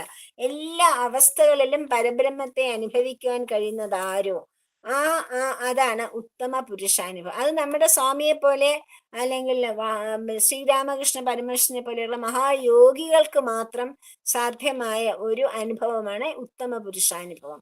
അത് നേടിയിട്ടുള്ള മനുഷ്യർ രമണ മഹർഷി പോലെ വളരെ ചുരുക്കത്തിൽ കയ്യിലെണ്ണാവുന്നവർ മാത്രമേ കാണുകയുള്ളൂ. അപ്പം ചുരുക്കത്തിൽ ദേഹബന്ധമുള്ള ജീവനാണ് ക്ഷരപുരുഷൻ. മായാമറ കൊണ്ട് മൂടിപ്പോയതുകൊണ്ട് വേർതിരിയുന്ന ശുദ്ധ ബോധാംശമാണ് അക്ഷരപുരുഷൻ. ക്ഷരപുരുഷന്റെ ഉള്ളിൽ വസിക്കുന്നു എന്ന് നമ്മൾ വിചാരിക്കുന്നത് കൊണ്ടാണ് അക്ഷരപുരുഷൻ ഉണ്ടായിരിക്കുന്നത്. ഈ മായാമുറ പൂർണ്ണമായിട്ട് ഇല്ലാതെ, ഒരു മായയും ബാധിക്കാത്ത മാറിയ അന്തർബോധമാണ് ഉത്തമ പുരുഷൻ. ഇങ്ങനെയാണ് വ്യത്യാസം. അപ്പം മായാമറ പൂർണ്ണമായി ഇല്ലാതെ ആയ പരമാത്മാവിനെ എന്തുകൊണ്ടാണ് ഉത്തമ പുരുഷൻ എന്ന് വിളിക്കുന്നത് എന്നാണ് അർജുനൻ ചോദിക്കുന്നത്. മായാമറ പൂർണ്ണമായി മാറിയ പരമാത്മാവിനെ എന്തിനാണ് ഉത്തമ പുരുഷൻ എന്ന് വിളിക്കുന്നത്? അപ്പൊ ഭഗവാൻ പറയാണ്, യസ്മാത് അക്ഷരമതീതോഹം അക്ഷരാദപി ചോത്തമാ അധോസ്മി ലോകേ വേഢ ച പ്രതിത പുരുഷോത്തമാം. യസ്മാത് നശിക്കാത്തവൻ എന്ന് ഏതൊരു ഹേതുവാൽ അഹം പരമാത്മാവായ ഞാൻ ക്ഷരം അതീത ക്ഷരപുരുഷനെ കടന്നു നിൽക്കുന്നുവോ അക്ഷരാത് അഭിജ, അക്ഷരപുരുഷനിൽ നിന്നും ഉത്തമ, മായാമറ പൂർണ്ണമായി നീങ്ങിയവൻ എന്ന ഏതൊരു ഹേതുവാൽ ഉത്തമനായി വർത്തിക്കുന്നുവോ ആ ഹേതുവാൽ ലോകേ വേദച, ലോകത്തിലും വേദത്തിലും പുരുഷോത്തമ പ്രതിത അസ്മി, എന്നെ പുരുഷോത്തമൻ എന്ന് വിളിക്കുന്നു. നമ്മള് പുരുഷ സൂക്തമൊക്കെ പറയുന്നത് ആർക്ക് വേണ്ടിയിട്ടാണ്? ഈ പുരുഷോത്തമന് വേണ്ടിയിട്ടാണ്. എന്നെ പുരുഷോത്തമൻ എന്ന് വേദങ്ങളും എല്ലാവരും ലോകം മുഴുവനും വാഴ്ത്തുന്നത് എന്തുകൊണ്ടാണെന്ന് ഭഗവാൻ പറയാണ്. നശിക്കാത്തവൻ എന്ന ഏതൊരു ഹേതുവാൽ പരമാത്മാവായ ഞാൻ ക്ഷരപുരുഷനെ കടന്നു നിൽക്കുന്നു. ക്ഷരപുരുഷന് നാശമുണ്ടല്ലോ. അക്ഷരപുരുഷൻ എന്ന മായാമറ നീങ്ങി. അക്ഷരപുരുഷൻ എങ്ങനെയാണ് ഉണ്ടായത്? മായാമറ കൊണ്ട് ഉണ്ടെന്ന് വിചാരിച്ചിട്ട്, അല്ലെ? പ്രതിബിംബം, പ്രതിബിംബം, അതും മാറിക്കഴിഞ്ഞാൽ ഏതൊരു ഹേതുവാൽ ഉത്തമനായി ഞാൻ വർത്തിക്കുന്നുവോ ആ ഹേതുവാൽ ലോകത്തിലും വേദങ്ങളിലും എന്നെ ഉത്തമ പുരുഷൻ എന്ന് വർണ്ണിക്കുന്നു. പ്രതിഥ പുരുഷോത്തമ, അവ്യയനായ പരമാത്മാവ് നാശമില്ലാത്തവനായതുകൊണ്ട് ക്ഷരപുരുഷനായ ജീവനെ കടന്നു നിൽക്കുന്നു. ഉത്തമ പുരുഷനായ പരമാത്മാവ് മാത്രമല്ല, അക്ഷരപുരുഷനും നാശമില്ലാത്ത ആളല്ലേ? വാസ്തവത്തിൽ അക്ഷരപുരുഷനും ഉത്തമ പുരുഷനും ഒന്ന് തന്നെയാണ്. അത് ഈ ഘടാകാശവും മഹാകാശവും പോലെ. ഘടാകാശം എന്ന് വെച്ചാൽ കുടത്തിലെ ആകാശം, മഹാകാശം എന്ന് വെച്ചാൽ മഹത്തായ ആകാശം. വാസ്തവത്തിൽ ഒന്ന് തന്നെയല്ലേ? എങ്കിലും ഘടത്തിൽ ഒതുങ്ങിയ പോലെ കാണപ്പെടുന്നു, ഇല്ലേ? കുടത്തിലാണ് ആകാശം നമ്മൾ കാണുന്നു, അതിന്റെ ബിംബം. അതുപോലെയാണ് അക്ഷരപുരുഷനും ഉത്തമ പുരുഷനും തമ്മിലുള്ള വ്യത്യാസം. ഘടാകാശമാണ് അക്ഷരപുരുഷൻ, മഹാകാശമാണ് ഉത്തമ പുരുഷൻ. അതാണ് പറഞ്ഞു തരുന്നത്. അതുപോലെ തന്നെ ഘടാകാശത്തിന് അതൊരു പരിമിതിയുണ്ട്. ആ ഘടത്തിനുള്ളിൽ മാത്രമാണ് ആകാശം, അല്ലേ? താൽക്കാലികമായ ഒരു പരിമിതിയാണെങ്കിലും ഒരു പരിമിതി തന്നെയാണത്. അതേപോലെയാണ് അക്ഷരപുരുഷനും ദേഹാത്മാക്കളിൽ വികസിക്കുന്നത് കൊണ്ട് ആ ഒരു പരിമിതി ഉണ്ടാകുന്നു. നേരെ മറിച്ച് ഉത്തമ പുരുഷൻ മഹാകാശം പോലെയാണ്, മായാനിർമ്മിതമായ ദേഹത്തിൽ ഒതുങ്ങിയ പോലെ കാണപ്പെടുന്നില്ല. അക്ഷരപുരുഷൻ മായാനിർമ്മിതമായ ദേഹത്തിൽ ഒതുങ്ങിയതുപോലെ ജീവാത്മാവായി വർത്തിക്കുന്നുവെന്ന് നമുക്ക് തോന്നുന്നു. പക്ഷേ വാസ്തവത്തിൽ ഒന്നാണെങ്കിലും ദേഹത്തിൽ ഒതുങ്ങിയ പോലെ കാണപ്പെടുന്നു അക്ഷരപുരുഷൻ. പക്ഷേ അത് അത്ര താൽക്കാലികമായ പരിമിതികൾ പോലും ഇല്ലാത്ത പരമപുരുഷനാണ് ഉത്തമ പുരുഷൻ എന്ന് പറയുന്നു. മായമറ പൂർണ്ണമായി നീങ്ങുന്നതോടെ തന്നിലും അന്യനിലും ജഗത്തിലും ഒരു പരിമിതിയുമില്ലാതെ പരമാത്മാവ് സ്വയം പ്രകാശിക്കാൻ ഇടവരുന്നു. ഇതാണ് ഉത്തമ പുരുഷാനുഭവം, ഇതാണ് സത്യാനുഭവം, ഇതാണ് കൈവല്യം. അദ്വയമായി അനന്തമായി സ്വയം പ്രകാശിച്ചുകൊണ്ട് നിൽക്കുന്ന അഖണ്ഡ ബോധസ്ഥിതിയാണ് ആ അനുഭവത്തിലൂടെ ലോകത്തിലും വേദത്തിലും ഉത്തമ പുരുഷസ്ഥിതിയായിട്ട് പ്രസിദ്ധമായി തീർന്നിരിക്കുന്നത്. പുരുഷോത്തമ സ്ഥിതി അറിയുന്ന ആളിന്റെ അറിവ് എങ്ങനെയുള്ളതാണ് എന്നാണ്. അതായത് ഉത്തമ പുരുഷന്റെ സ്ഥിതി അറിയുന്ന ഒരാൾ, അത് അറിയുന്ന ആളെ പറ്റിയാണല്ലോ ഭഗവാൻ പറഞ്ഞത്. അത് അറിഞ്ഞു കഴിഞ്ഞാൽ പിന്നെ ഒരു വ്യത്യാസമില്ല, അതാണ് കൈവല്യം, അതാണ് മോക്ഷം എന്ന് ഭഗവാൻ പറഞ്ഞു. അങ്ങനെയാണെങ്കിൽ ഈ ഉത്തമ പുരുഷാനുഭവമാണ് മോക്ഷം, മുക്തി, കൈവല്യം എന്നൊക്കെ പറയുന്നത്. അങ്ങനെയാണെങ്കിൽ ആ അറിവ് ഉള്ളത് എങ്ങനെയാണ്? അറിയുന്ന ആളില്ല അറിവ് എങ്ങനെയുള്ളതാണ്? ഭജനം എങ്ങനെയുള്ളതാണ്? ഇക്കാര്യങ്ങളാണ് ഭഗവാൻ അടുത്ത പദ്യത്തിൽ പറയുന്നത്. 2 പദ്യം കൂടെ ഉള്ളേ. യോ മാമേവ സമ്മൂഢ ജാനാതി പുരുഷോത്തമം സ സർവ ഭജതി മാം സർവഭാവേന ഭാരത. അല്ലയോ അർജുന, അസമ്മൂഢയാ ഭൗതിക സുഖങ്ങളിൽ, മൂഢ എന്ന് പറയുന്ന ആരെയാണ്? ഭൗതിക ലോകങ്ങളിൽ മോഹങ്ങളിലൊക്കെ പെട്ട ആളാണ് മൂഢൻ എന്ന് പറയുന്നത്. അസമ്മൂഢ എന്ന് പറയുന്ന ആരെയാണ്? ഭൗതിക കാര്യങ്ങളിലൊന്നും വശഗതനാവാത്തവനെയാണ് അസമ്മൂഢ എന്ന് പറയുന്നത്. അപ്പം അസമ്മൂഢനായ ഭൗതിക സുഖങ്ങളിൽ മനസ്സ് മോഹിച്ചു പോകാതെ ആരാണോ ഏവം മേൽ വിവരിച്ച പ്രകാരം പുരുഷോത്തമം മാം പരമാത്മാവായ പുരുഷോത്തമനായി വിളങ്ങുന്ന എന്നെ ജാനാതി ബുദ്ധി കൊണ്ടോ അനുഭവം കൊണ്ടോ അറിയുന്നത് ന സ സർവമിത്, അയാളെല്ലാം അറിയുന്നവനാണ്. ആരാണോ ഉത്തമ പുരുഷനായി എന്നെ മനസ്സിലാക്കിയിരുന്ന ബുദ്ധി കൊണ്ടായാലും അനുഭവം കൊണ്ടായാലും, അതായത് സമാധി തുര്യാവസ്ഥകളായുള്ള അനുഭവം കൊണ്ടായാലും എന്നെ മനസ്സിലാക്കിയിരിക്കുന്നത്, അയാള് സർവാത്മന സർവഭാവേന എല്ലാം അറിയുന്ന ആളാണ്. അയാൾക്ക് എല്ലാ ഭാവങ്ങളിലൂടെയും എന്നെ ഭജിക്കാവുന്നതാണ്. ഏത് രീതിയിൽ ഭജിച്ചാലും അങ്ങയുടെ ഭജനം എൻ്റെ അടുത്തെത്തും. അതാണ്. അല്ലയോ അർജുന, ഭൗതിക സുഖങ്ങളിൽ മനസ്സു മോഹിച്ചു പോകാതെ ആരാണോ മേൽവിരിച്ച പ്രകാരമുള്ള പരമാത്മാവായി പുരുഷോത്തമനായി വിളങ്ങുന്ന എന്നെ ബുദ്ധി കൊണ്ടോ അനുഭവം കൊണ്ടോ അറിയുന്നത്, അയാൾ എല്ലാം അറിയുന്ന ആളാണ്. അയാളാണ് ജ്ഞാനി, സർവജ്ഞാനി എന്ന് പറയുന്ന, ഉത്തമനായ ജ്ഞാനി എന്ന് പറയുന്നത് എന്നെ ഈ വിധത്തിൽ അറിയുന്ന ആളാണ്. അല്ലയോ, എല്ലാ ഭാവങ്ങളിലെയും അയാൾ എന്നെ ഭജിക്കുന്നവനുമാണ്. സ സർവവിധ, പുരുഷോത്തമനെ അറിയുന്ന ആൾ അക്ഷരപുരുഷനെയും ശരപുരുഷനെയും ഒക്കെ പുരുഷന്മാരായി തന്നെ അറിയുന്നു. അതുകൊണ്ട് അയാൾ സർവജ്ഞനാണ്. ഇവിടെ വസ്തു ഒന്നേ ഉള്ളൂ, ആ വസ്തുവിനെ അറിയുന്നുമുണ്ട്. പിന്നെ സർവജ്ഞത്തിന് എന്താണ് ഹാനി? വിചാരം ചെയ്ത് ബുദ്ധി കൊണ്ട് പുരുഷോത്തമനാണെന്നറിയാം. അതാണ് പരോക്ഷ ജ്ഞാനം അഥവാ സിദ്ധാന്തപരമായ ജ്ഞാനം. നമ്മൾ വിചാരം ചെയ്തും ബുദ്ധി കൊണ്ടും യുക്തി കൊണ്ടുമൊക്കെ ഒരു കാര്യം അറിയുന്നു. അതിനെയാണ് പരോക്ഷ ജ്ഞാനം എന്ന് പറയുന്നത്. തുടർന്ന് ചിത്തത്തെ അഭ്യസിപ്പിക്കുകയാണ്. സമഭാവന അഭ്യസിച്ച്, യോഗം അഭ്യസിച്ച് പുരുഷോത്തമനെ അനുഭവിച്ചറിയുന്നു. നമ്മൾ തന്നെ പഠിക്കുന്നത്, നമ്മൾ കെമിസ്ട്രി പഠിക്കുന്നതും കെമിസ്ട്രി ലാബറട്ടറി ചെയ്യുന്നതും വ്യത്യാസമില്ലേ? ലാബിൽ പോയി ചെയ്യുന്നത് നമ്മുടെ അനുഭവജ്ഞാനമാണ്. നമ്മൾ പുസ്തകത്തിൽ പഠിക്കുന്നത് നമ്മുടെ പരോക്ഷ ജ്ഞാനമാണ്. നമ്മൾ അതിനെപ്പറ്റി അറിയുന്നു, പക്ഷേ നമ്മളത് പരീക്ഷണശാലയിൽ പരീക്ഷിക്കുമ്പോൾ അതിനെപ്പറ്റി പൂർണ്ണമായുള്ള അനുഭവജ്ഞാനം നമുക്ക് ഉണ്ടാവുന്നു. അതുപോലെയാണ് ഭഗവാൻ പറയുന്നത്, സിദ്ധാന്തപരമായ ജ്ഞാനമാണത് ബുദ്ധി കൊണ്ടറിയുന്നത്. നേരെ മറിച്ച് അനുഭവജ്ഞാനമാണ് സാധനകളിലൂടെ മനസ്സിലാക്കുന്നത്. അപരോക്ഷ ജ്ഞാനം, മറ്റേത് പരോക്ഷ ജ്ഞാനം, ഇത് അപരോക്ഷ ജ്ഞാനം അഥവാ ജീവൻ മുക്തി. ആ അപരോക്ഷ ജ്ഞാനം ലഭിച്ച അത് തന്നെയാണ് ജീവൻ മുക്തി എന്ന് പറയുന്നത്. എല്ലാം സർവത്ര സമഭാവനയോട് ഭഗവാനെ മാത്രം എല്ലായിടത്തും ദർശിക്കുന്ന ആ ഭാവം. മോഹിച്ചു പോകാതെ ഒരുവൻ ആദ്യം പരോക്ഷജ്ഞാനവും പിന്നെ അപരോക്ഷജ്ഞാനവും നേടാവുന്നതാണ്. അജ്ഞാനം കൊണ്ട് ചിത്തത്തിന് ആവരണം സംഭവിക്കുന്നതോടെ ചിത്തം ജഡരൂപം കൈക്കൊണ്ട് വിക്ഷേപം, ആവരണം വിക്ഷേപം എന്ന് കേട്ടിട്ടില്ലേ? നമ്മളെ ആവരണം, മായ കൊണ്ട് ആവരണം ചെയ്യുമ്പം പ്രത്യക്ഷപ്പെടുന്നതിനാണ് വിക്ഷേപം എന്ന് പറയുന്നത്.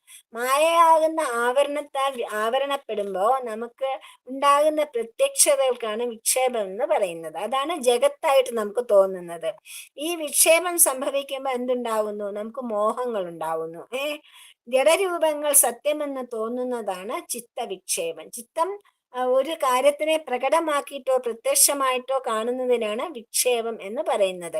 എന്താണ് ചിത്തവിക്ഷേപം? എന്താണ് ചിത്തത്തിന്റെ പ്രകടനത? ലോകം സത്യമാണെന്നുള്ള വിചാരം. പരോക്ഷമായെങ്കിലും പുരുഷോത്തമ ജ്ഞാനത്തിന് പുറപ്പെട്ടു വന്നാൽ ഈ മോഹത്തിന് ശക്തി കുറയും. സർവജ്ഞത്വവും സർവഭാവന ഭജനവും പരോക്ഷജ്ഞാനിക്ക് അഭ്യാസത്തിലൂടെയാണ്. സാധനാഭ്യാസത്തിൽ എന്താണ് അഭ്യസിക്കുന്നത്? സർവജ്ഞതയും സമഭാവനയും, എല്ലാത്തിലും സമഭാവന കാണുക. അതാണ്. അങ്ങനെ എല്ലാ കർമ്മങ്ങളും ബ്രഹ്മയജ്ഞമായി അനുഷ്ഠിക്കുന്നതാണ് സർവഭാവനയുള്ള ഭജനം. അപരോക്ഷജ്ഞാനിയായ ജീവൻ മുക്തനെ സംബന്ധിച്ചിടത്തോളം സർവജ്ഞത്വവും സമഭാവനവും തികഞ്ഞ അനുഭവമാണ്. അവരെപ്പോഴും അത് അനുഭവിച്ചുകൊണ്ടിരിക്കുന്നവരായിരിക്കും. അഭ്യാസവേളയിൽ മാനസികമായ യത്നം ആവശ്യമാണ്. അനുഭവമാകട്ടെ യത്നം ആവശ്യമില്ലാത്ത സ്വഭാവമാണ്. അത് സ്വഭാവമായി തീരുന്നു. അപ്പോ ഇതിനപ്പുറം പരമമായ ശാസ്ത്രതത്വമില്ലെന്ന് വെളിപ്പെടുത്തിക്കൊണ്ട് ഭഗവാൻ ഈ അധ്യായം ഉപസംഹരിക്കുകയാണ് ചെയ്യുന്നത്. അതായത് ഈ പറഞ്ഞ അറിവിനപ്പുറമായിട്ട് ശാസ്ത്രം എന്ന് വെച്ചാൽ ആധ്യാത്മശാസ്ത്രത്തെ പറ്റിയാണ് പറയുന്നത്, ഭൗതികമായ ഫിസിക്സ് കെമിസ്ട്രിയെ പറ്റിയല്ല. ഇതിനപ്പുറം പരമാർത്ഥമായ ഒരു ആത്മീയ തത്വശാസ്ത്രം ഇല്ല എന്ന് വെളിപ്പെടുത്തിക്കൊണ്ടാണ് ഭഗവാൻ ഈ അധ്യായം ഉപസംഹരിക്കുന്നത്. അതായത് ജീവൻ മുക്തനെ സംബന്ധിച്ചിടത്തോളം അപരോക്ഷജ്ഞാനിയാണ് ജീവൻ മുക്തൻ. ആ അപരോക്ഷജ്ഞാനിയെ സംബന്ധിച്ച് സർവജ്ഞത്വവും സമഭാവനയുള്ള ഭജനവും അയാളുടെ അനുഭവമാണ്. അയാൾ വെറുതെ പറയുന്നതല്ല, ബുദ്ധി കൊണ്ട് മനസ്സിലാക്കിയ പരോക്ഷജ്ഞാനമല്ല, അപരോക്ഷജ്ഞാനം. അതായത് അനുഭവിച്ചറിഞ്ഞതാണ്.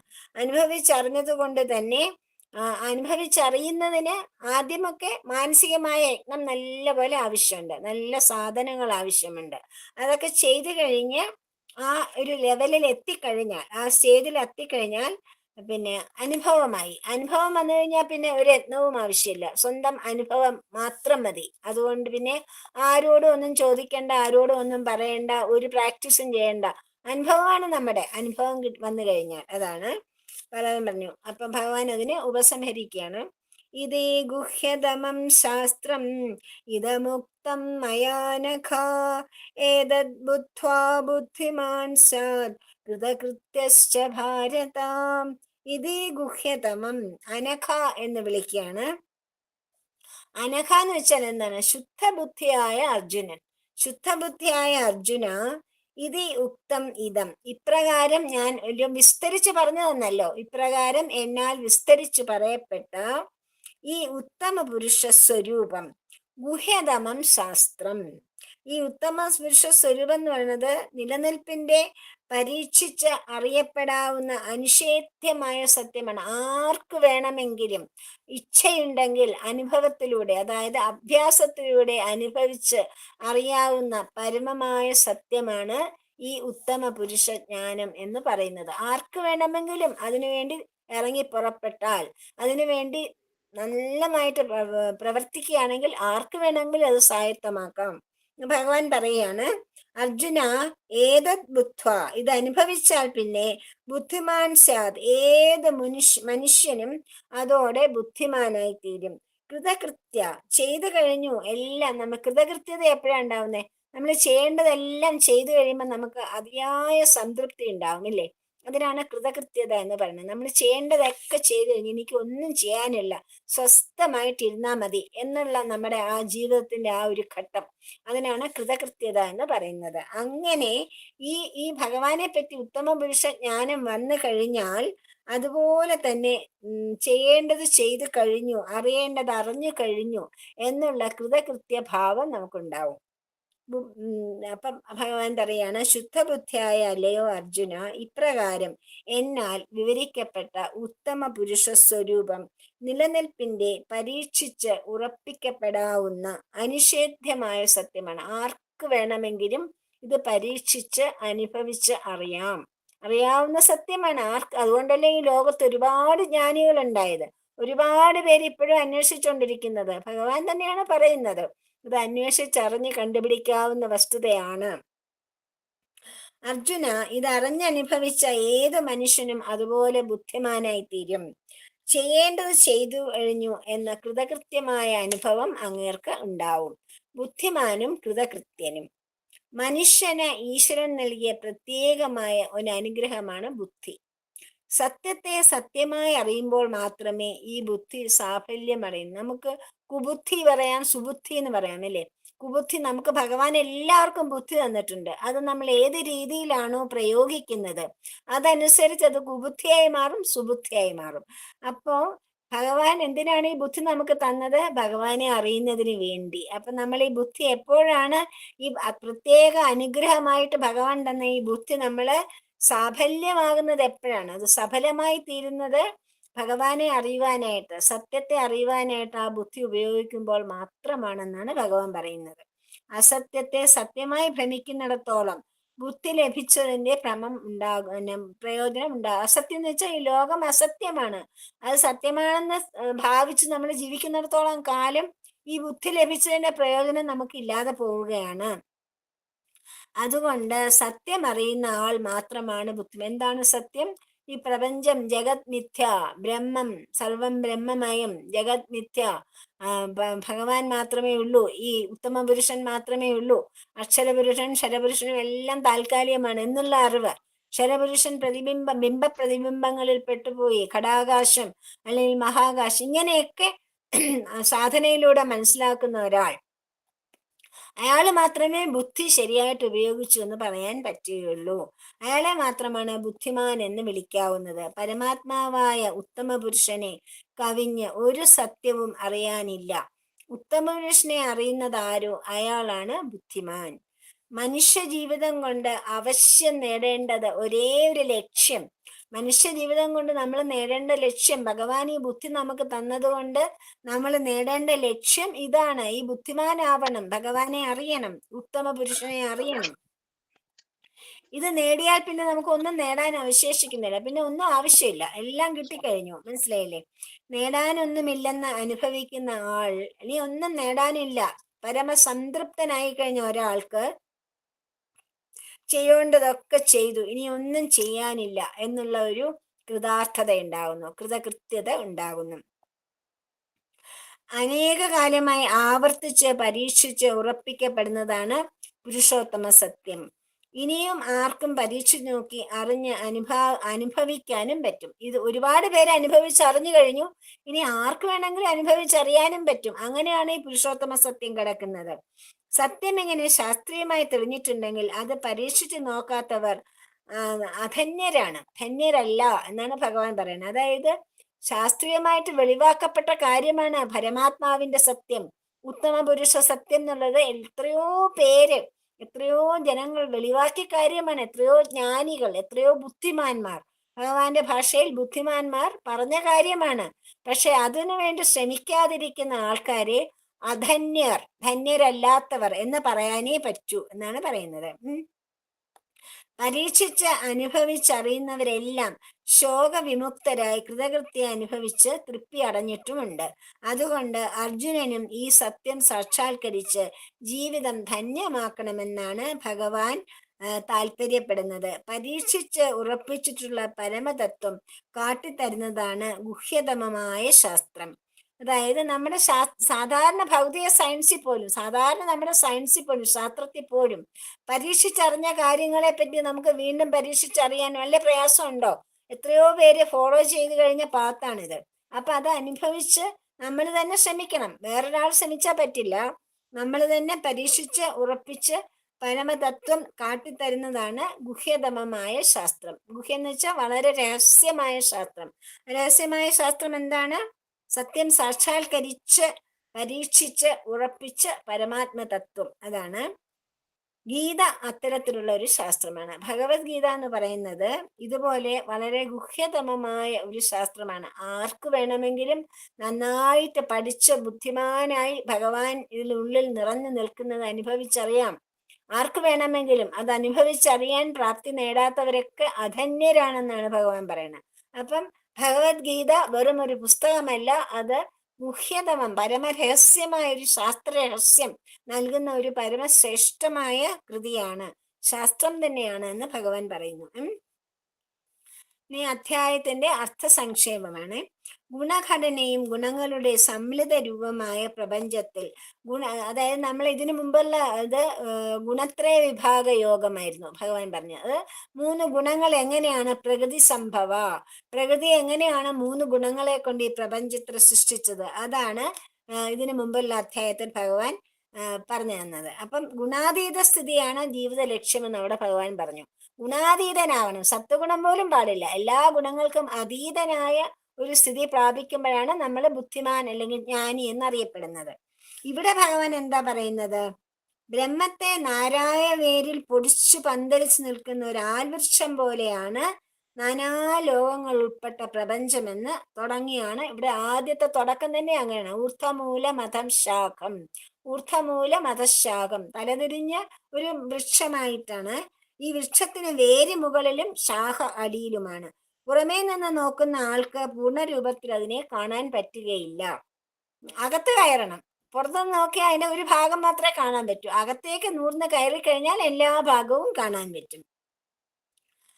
ദൃഢമായ അസംഗശാസ്ത്രം കൊണ്ട് ഈ വൃക്ഷത്തെ വെട്ടി വീഴ്ത്തിയാൽ ജനന മരണങ്ങളില്ലാത്ത സ്വസ്വരൂപം കാണാൻ പറ്റും. അസംഗശാസ്ത്രത്തിന് സംഘം എന്ന് വെച്ചാൽ എന്താണ്? മമത, എന്റെ നിന്റെ എന്നുള്ള വ്യത്യാസം, ഞാൻ എന്റെ എന്നുള്ള ഭാവം, അതാണ് സംഘം. അസംഗം എന്ന് വെച്ചാൽ ആ ഭാവമില്ലായ്മ, എല്ലാം ഭഗവാനാണ് എന്നുള്ള ആ ഭാഗം. അങ്ങനെയുള്ള ആൾക്ക് ജനന മരണങ്ങളില്ലാത്ത സ്വസ്വരൂപം കാണാൻ പറ്റും. അതായത് താൻ ഈ പരമാത്മാവ് തന്നെയാണ്, തത്വമസി എന്നുള്ള ആ ഒരു ബോധം ഉണ്ടാവണമെങ്കിൽ ഇത് അറിയണം. ദൃഢമായ അസംഗശാസ്ത്രം, ഒട്ടും സംഘമില്ലാത്ത രീതിയിലുള്ള പെരുമാറ്റം വേണം. രണ്ടെന്ന ഭാവം വെടിയുന്ന ആൾക്ക് നാശരഹിതമായ സ്ഥലത്തിൽ എത്തിച്ചേരാം. ഒന്നായ നിന്നെ ഇഹ രണ്ടെന്നു കണ്ടളവിലുണ്ടായൊരിണ്ടൽ ബദം ഉണ്ടാവതല്ല മമ. ഒന്നായ നിന്നെ രണ്ടായിട്ട് കാണുന്നതുകൊണ്ടാണ് എൻ്റെ സർവ്വസങ്കടങ്ങളും. ആ സർവ്വസങ്കടങ്ങളും അടങ്ങണമെങ്കിൽ രണ്ടായ നിന്നെ വീണ്ടും ഞാൻ ഒന്നായി തന്നെ കണ്ടാൽ മതി എന്നാണ് പറയുന്നത്. ഇവിടെ ഭഗവാൻ അത് തന്നെയാണ് പറയുന്നത്. ദ്വൈതഭാവങ്ങളെല്ലാം ഇല്ലാതെ ആയാൽ ആ സ്വസ്ഥാനത്ത് നമുക്ക് എത്തിച്ചേരാം. അത് സ്വയം പ്രകാശിക്കുന്ന സത്തയാണ്. മനസ്സുൾപ്പെടെ 6 ഇന്ദ്രിയങ്ങളെ അംഗീകരിക്കുന്ന സത്യാംശം തന്നെയാണ് ജീവൻ. ജീവൻ എവിടെയും ഈ ഇന്ദ്രിയങ്ങളോട് കൂടി ചേർന്ന് വർത്തിക്കുന്നു. എല്ലാ പ്രപഞ്ച ഘടകങ്ങളും ഇത്തരം ജീവന്മാരെ ഉൾക്കൊള്ളുന്നവയാണ്. ജീവത്വം ഇന്ദ്രിയങ്ങൾ അകലുന്നതോടെ നഷ്ടമാകുന്നത് കൊണ്ട് ജീവനെ ക്ഷരപുരുഷൻ എന്ന് പറയാം. ജീവപ്രതിബിംബത്തിന് ആധാരമായി ദേഹങ്ങളിൽ ബിംബരൂപനായി വർത്തിക്കുന്ന പരമാത്മബോധത്തെയാണ് അക്ഷരരൂപൻ എന്ന് പറയുന്നത്. അക്ഷരപുരുഷനും ക്ഷരപുരുഷൻ. ക്ഷരപുരുഷൻ ആരാണ്? ജീവത്വം ഇന്ദ്രിയങ്ങളുമായിട്ട് സംഘം ചെയ്തുകൊണ്ട് പിന്നെ പ്രതിബിംബമായിട്ട് വർത്തിക്കുന്ന ജീവനെയാണ് ക്ഷരപുരുഷൻ എന്ന് പറയുന്നത്. ആ ക്ഷരപുരുഷന്റെ ബിംബം ആരാണ്? അതാണ് അക്ഷരപുരുഷൻ. ജീവനെയും അക്ഷരപുരുഷനെയും ഉൾക്കൊണ്ട് അദ്വയമായി എങ്ങും നിറഞ്ഞു നിൽക്കുന്ന, സർവം ഏകം ബ്രഹ്മമയം എന്നുള്ള മാട്ടിൽ നിറഞ്ഞു നിൽക്കുന്ന പരമാത്മാവിനെയാണ് ഉത്തമ പുരുഷൻ എന്ന് പറയുന്നത്. ഈ ഉത്തമ പുരുഷനെ അറിയുന്ന ആളാണ് ബുദ്ധിമാൻ അഥവാ ജ്ഞാനി. അയാളാണ് കൃതകൃത്യൻ. കൃതകൃത്യൻ എന്ന് വെച്ചാൽ സർവ്വതും കഴിഞ്ഞിട്ട് സംതൃപ്തിയായി, ഇനി ഒന്നും വേണ്ട, സന്തുഷ്ട സതതം യോഗി, സതതം സന്തുഷ്ടനായ മഹായോഗിയായി കഴിഞ്ഞു അയാൾക്ക് പുരുഷോത്തമ സ്വരൂപം കാട്ടിത്തരുന്നത് കൊണ്ട് ഭഗവാൻ പറയുന്നത്, അങ്ങേര് ഉത്തമ പുരുഷ സ്വരൂപം കണ്ട് കൃതകൃത്യനായി തീർന്ന ആളെയാണ് ജ്ഞാനി അല്ലെങ്കിൽ യോഗശ്രേഷ്ഠൻ എന്നൊക്കെ പറയുന്നത്.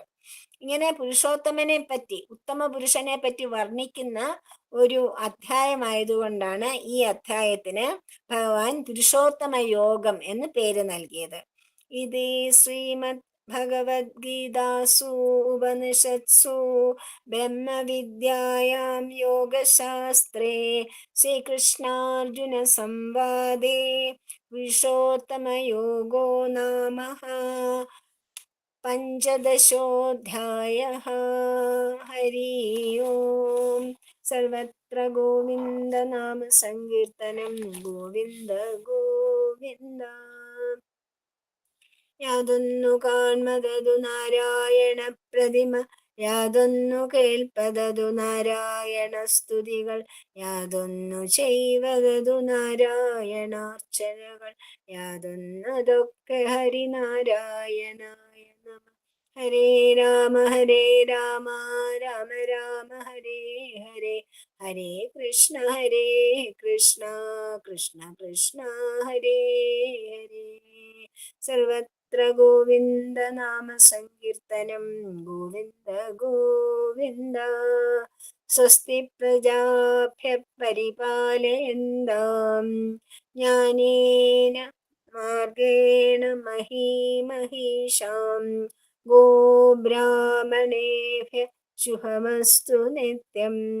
സമസ്തലോകാഃ സുഖിനോ ഭവന്തു. സമസ്തലോകാഃ സുഖിനോ ഭവന്തു. സമസ്തലോകാഃ സുഖിനോ ഭവന്തു. ഓം ശാന്തി ശാന്തി ശാന്തി.